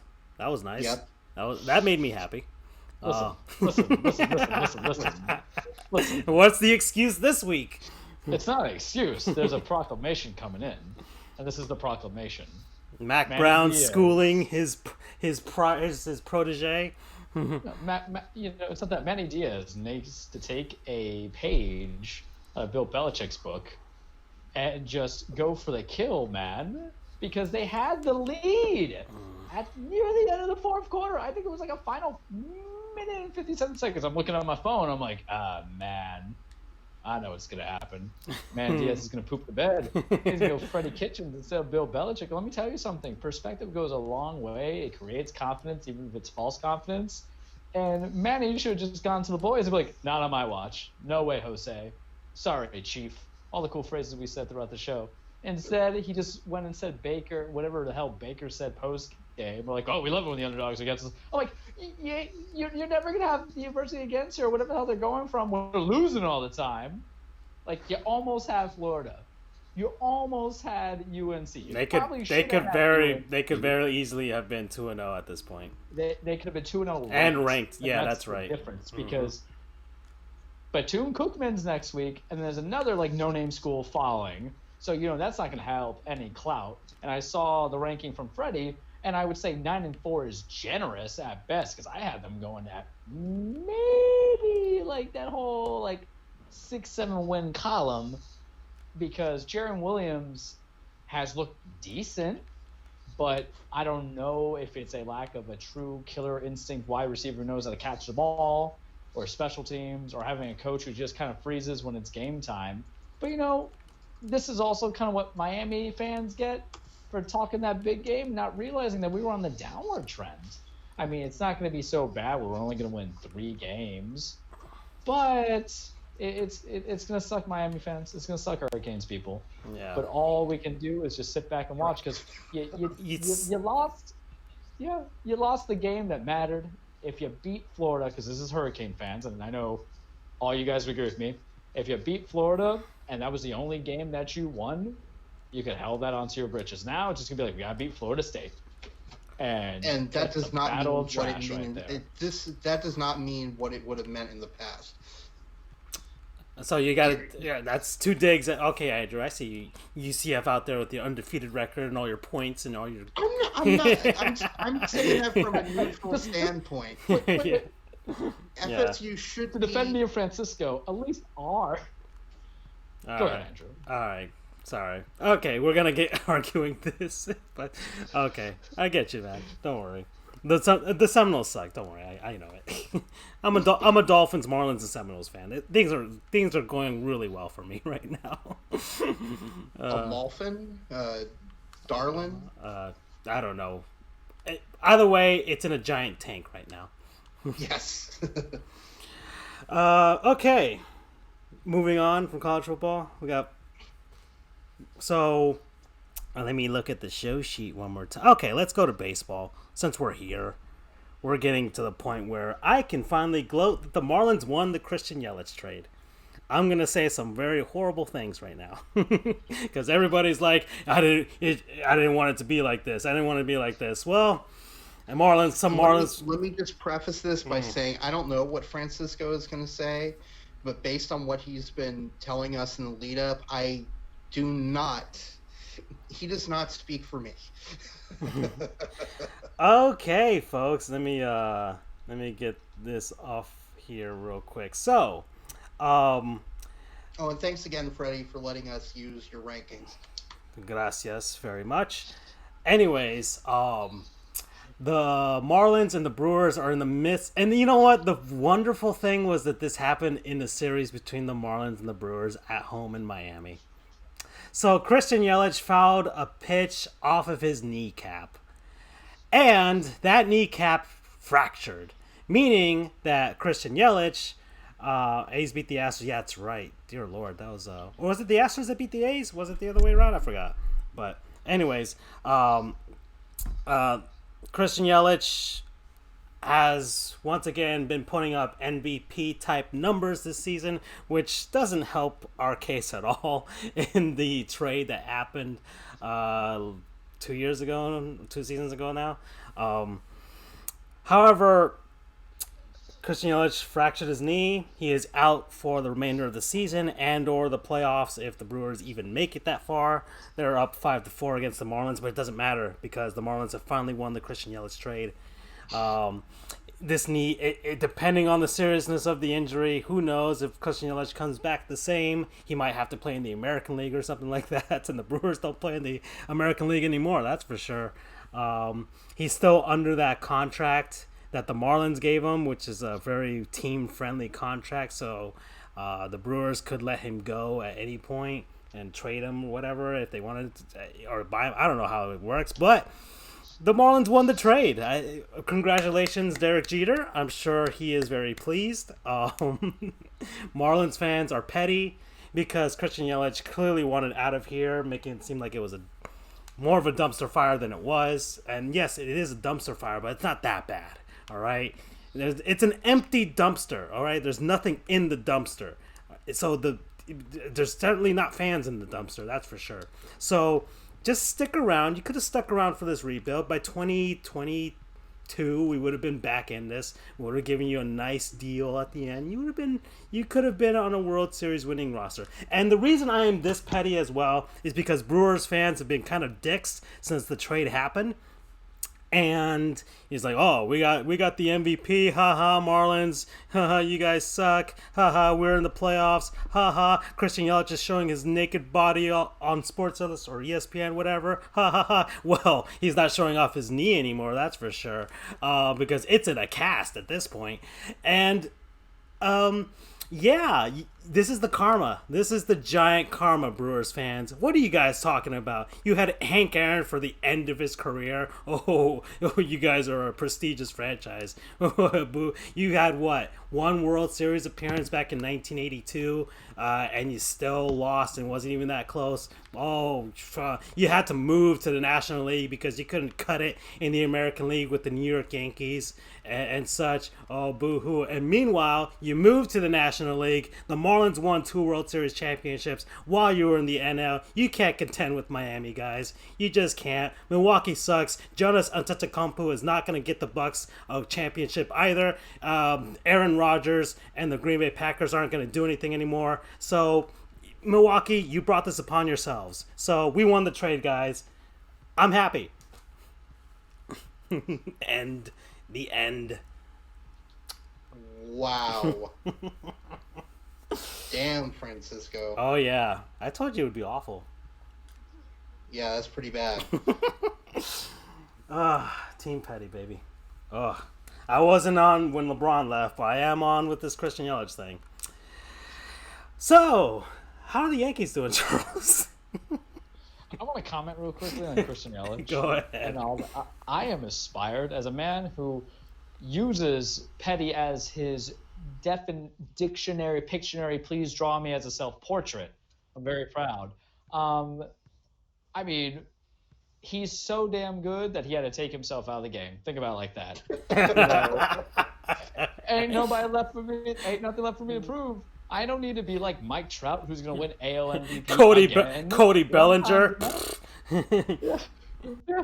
Be like, here, let me help you. Let me help you. You know, I think, you know, what was the joke I made the other day? If only he worked out his knees as much as he worked out his other parts of the body. Oh, God. I think Francisco's a little still. It's like, damn it, if only he was that kind of shape in the Marlins, or he might still be relevant. But here's the thing, Francisco. You know, are you angry that you shipped him out before the NL MVP or the after? Because you're when Giancarlo was gone, you're like, yeah, this is fine. But Yelich, I mean, look, we'll take him, like everybody else. Segue into the Yankees. Let me ask you guys, because now it's getting close to October time. Mm-hmm. Do you need an ace pitcher to win the World Series, or do you need to make all the other pitchers just do their jobs? Let's see. I would think all the other pitchers do your job because your ace pitcher can only get you one game. Yeah, and that's where we're kind of feeling it right now because our pitching is still atrocious, but our hitting. Look, I'll take losing to lowly Tigers, 11-10, even though we had like 8 games up because I'm used to it now. I used to say that balanced, great pitching throughout a whole bullpen wins you games. But now I die on the mountain of the long ball because that's all we have. And that's what I accept. Gleyber Torres is hidden. Gio Urshela is hidden. Hell, Brett Gardner, Mr. Yankee, just hit like 22 home runs for the first time in his 10-year career. You got to accept it. And the irony is, even though we're tied for the best record in the league with Houston, power rankings don't mean anything because I still think that's LA's to lose. But it feels kind of good. I'm still terrified that we'll break to the Rays if we meet them past the divisional round, and it's a strong possibility because I'm looking at the standings, assuming all things stay considered, we end up getting the first. We're in a first, so we get the entire seeding going into the World Series.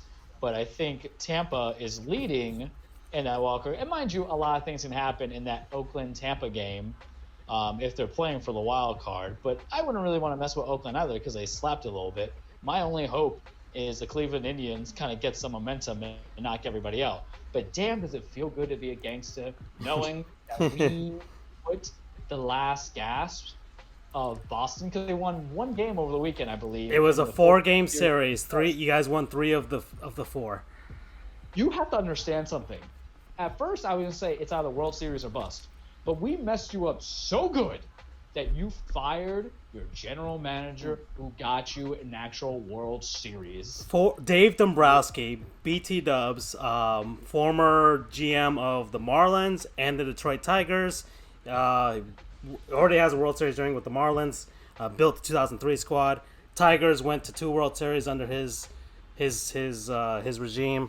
And in 4 seasons with the Red Sox, 3 division titles, one pennant, one World Series, and they fired him. And they're the defending champions. They're the defending champions as of right now still. And not only is it that they're the defending champions who just fired their GM, who did everything that ownership asked of him. Right. You're not even going to make the playoffs. And it's because of us. It's not as if he got fired against them losing to lowly Mariners or losing to lowly Chicago White Sox.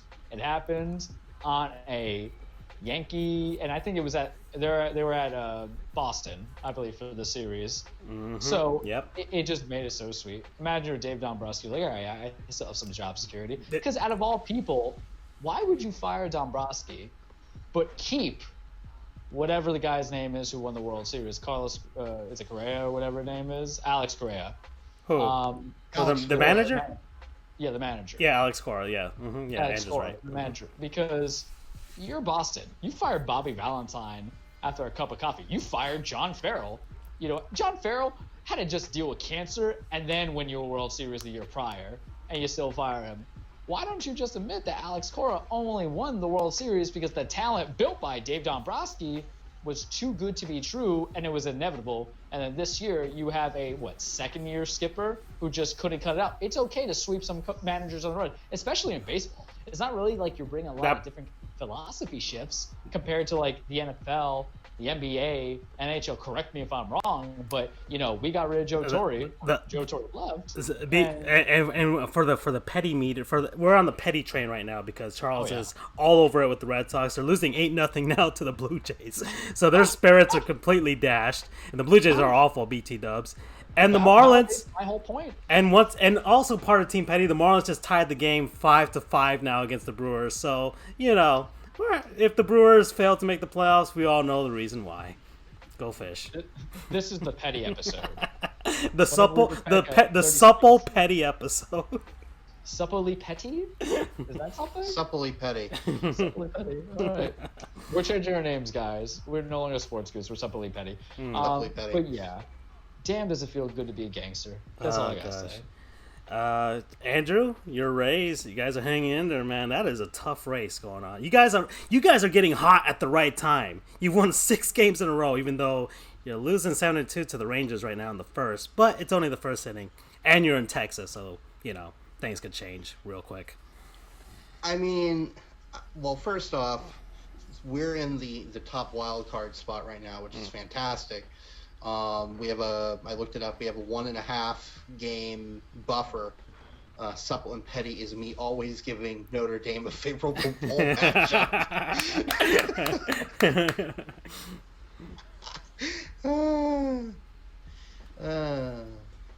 That's funny. You know, I'm looking for. We'll see how this. There's still a lot of baseball to be played. We have 16 games left. So I don't know if we'll be able to hold on to it. I don't know. I think we will, just because we've been on a good streak so far. Although losing games to Baltimore a couple of weeks ago, you know, that's kind of a warning sign to me.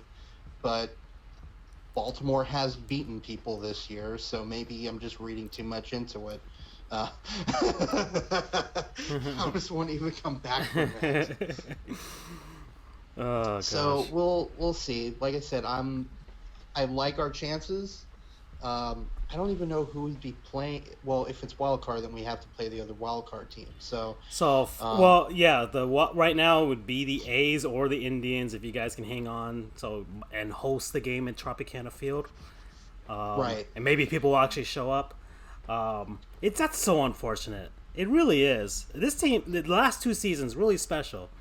Man, if they just get that ballpark, it'd be great. And I'm going to save that discussion for another day, because I could probably spend 20 minutes on that whole thing. Yeah. I will say, though, that like with any team, if we get into the playoffs, people show up. That's how it is with every team. The key is whether you can bring fans in on a day-to-day basis.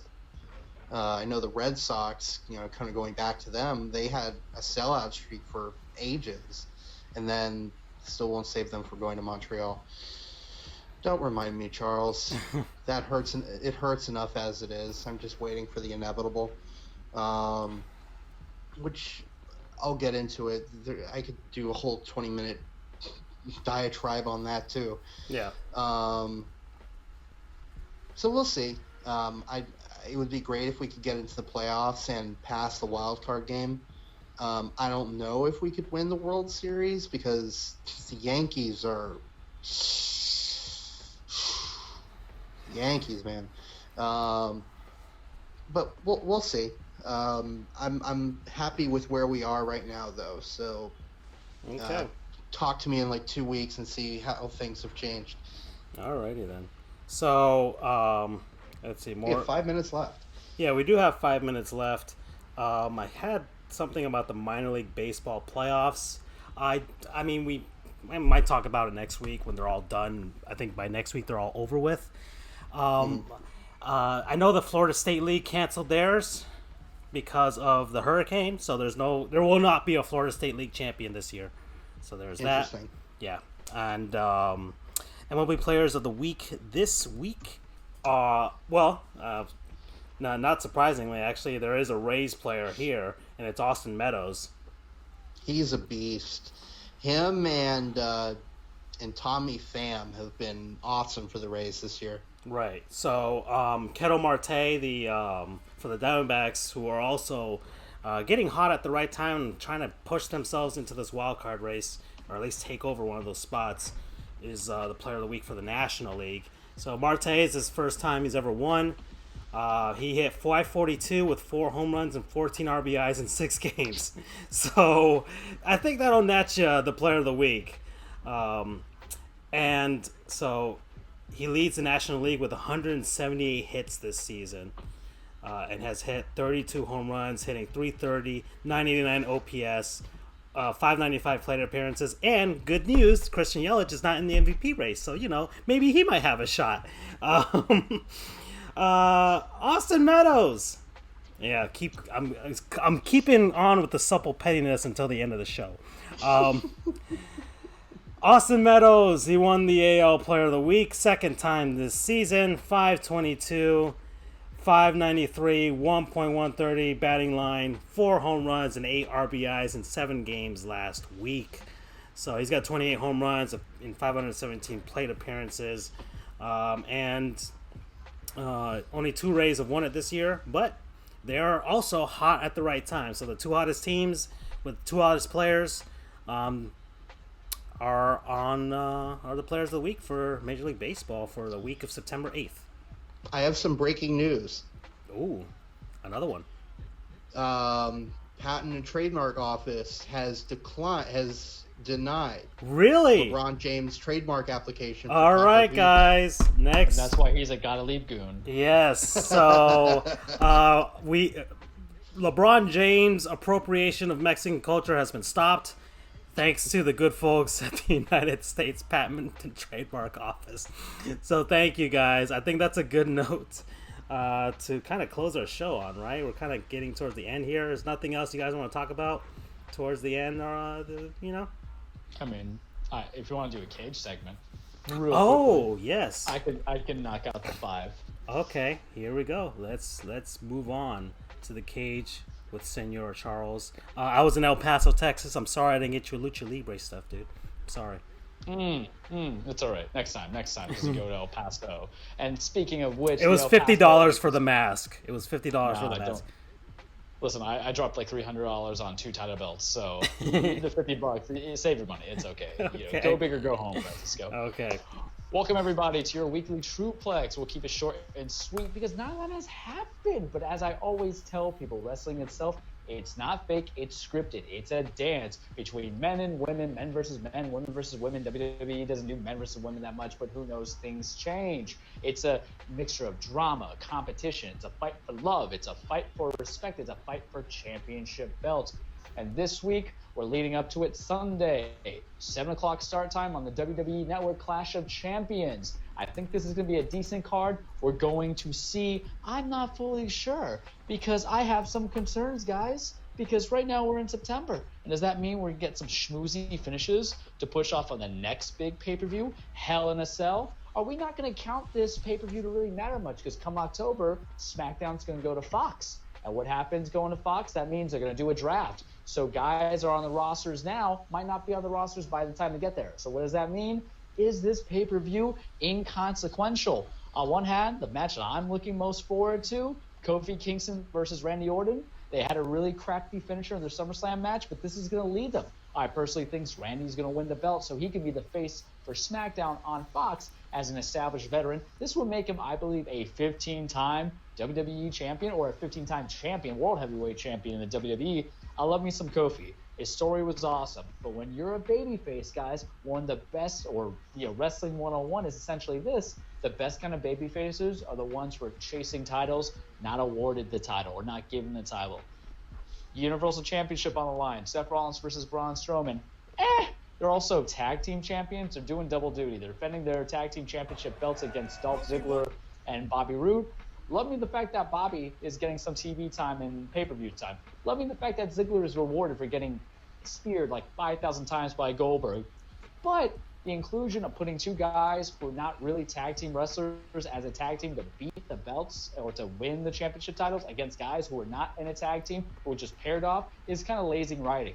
You've been pushing the OC for a long time with Gallows and Anderson and AJ Styles. Maybe you should run its course. What do I expect? I expect Seth Rollins to beat out Braun Strowman, but in a very controversial way. The OC is going to interfere, but I think at the end of the night, we're going to get what I really want. Yes. So, okay, so what is this Clash of Champions? Where is it being held? What is it? I mean, it says September 7th here.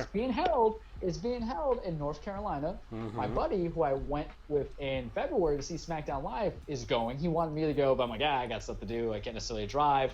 Plus, I don't know if it's going to be a consequential pay-per-view. Of course, all the great stuff is going to happen, and he's going to show me it, and I'm going to hate him for the rest of my life. It's going to be fun to its own degree, exciting. A few other matches that are on there that take note, because here's the problem with September pay-per-views. The feuds bleed over into October, and October is Hell in a Cell. So you're going to have like Becky and Sasha, which I think will continue on to Hell in a Cell. I say Sasha wins. Bayley and Charlotte, I don't really care. Bayley wins. Roman Reigns, Eric Rowan, they've dropped the ball on who's trying to kill Roman, but it's going to be a no DQ match, and Roman works best with Hosses who have anything to kind of go with them, like chairs, weapons, anything like that, because that's how you build a Haas fight, especially if you make the match about, hey, we're going to beat the hell out of each other, and it's a blood feud. Put some weaponry in there. And, of course, Shinsuke Nakamura versus The Miz. Talk to me later about that. AJ versus Cedric. Talk to me later about that. And then everything else will just be I'm eating some popcorn and drinking. But, guys, it's my way of killing Sundays. However, Sunday Night Football kind of gets in the way of it, so I might really have to watch it on Tuesday. We'll see. Okay. Alrighty. So, anything else, guys, towards the end? I think we covered quite a bit today. Yeah, I mean, this, once again, eventful week of sports. This was actually very much needed. It's a very petty one, and in some ways supple. Let's end it on that note. We were petty. Oh yeah. And we were supple. Mm-hmm. You were petty, and my hands are supple. We're done. We're done with this, guys. I'm done. All right, guys. I'm out. Bye-bye. Bye. Good night. Good night.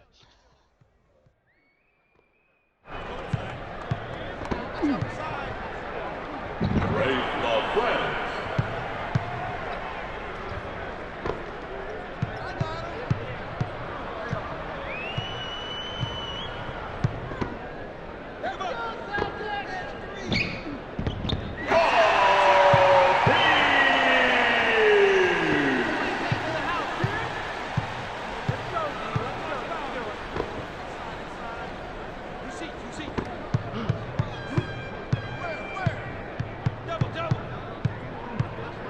Double.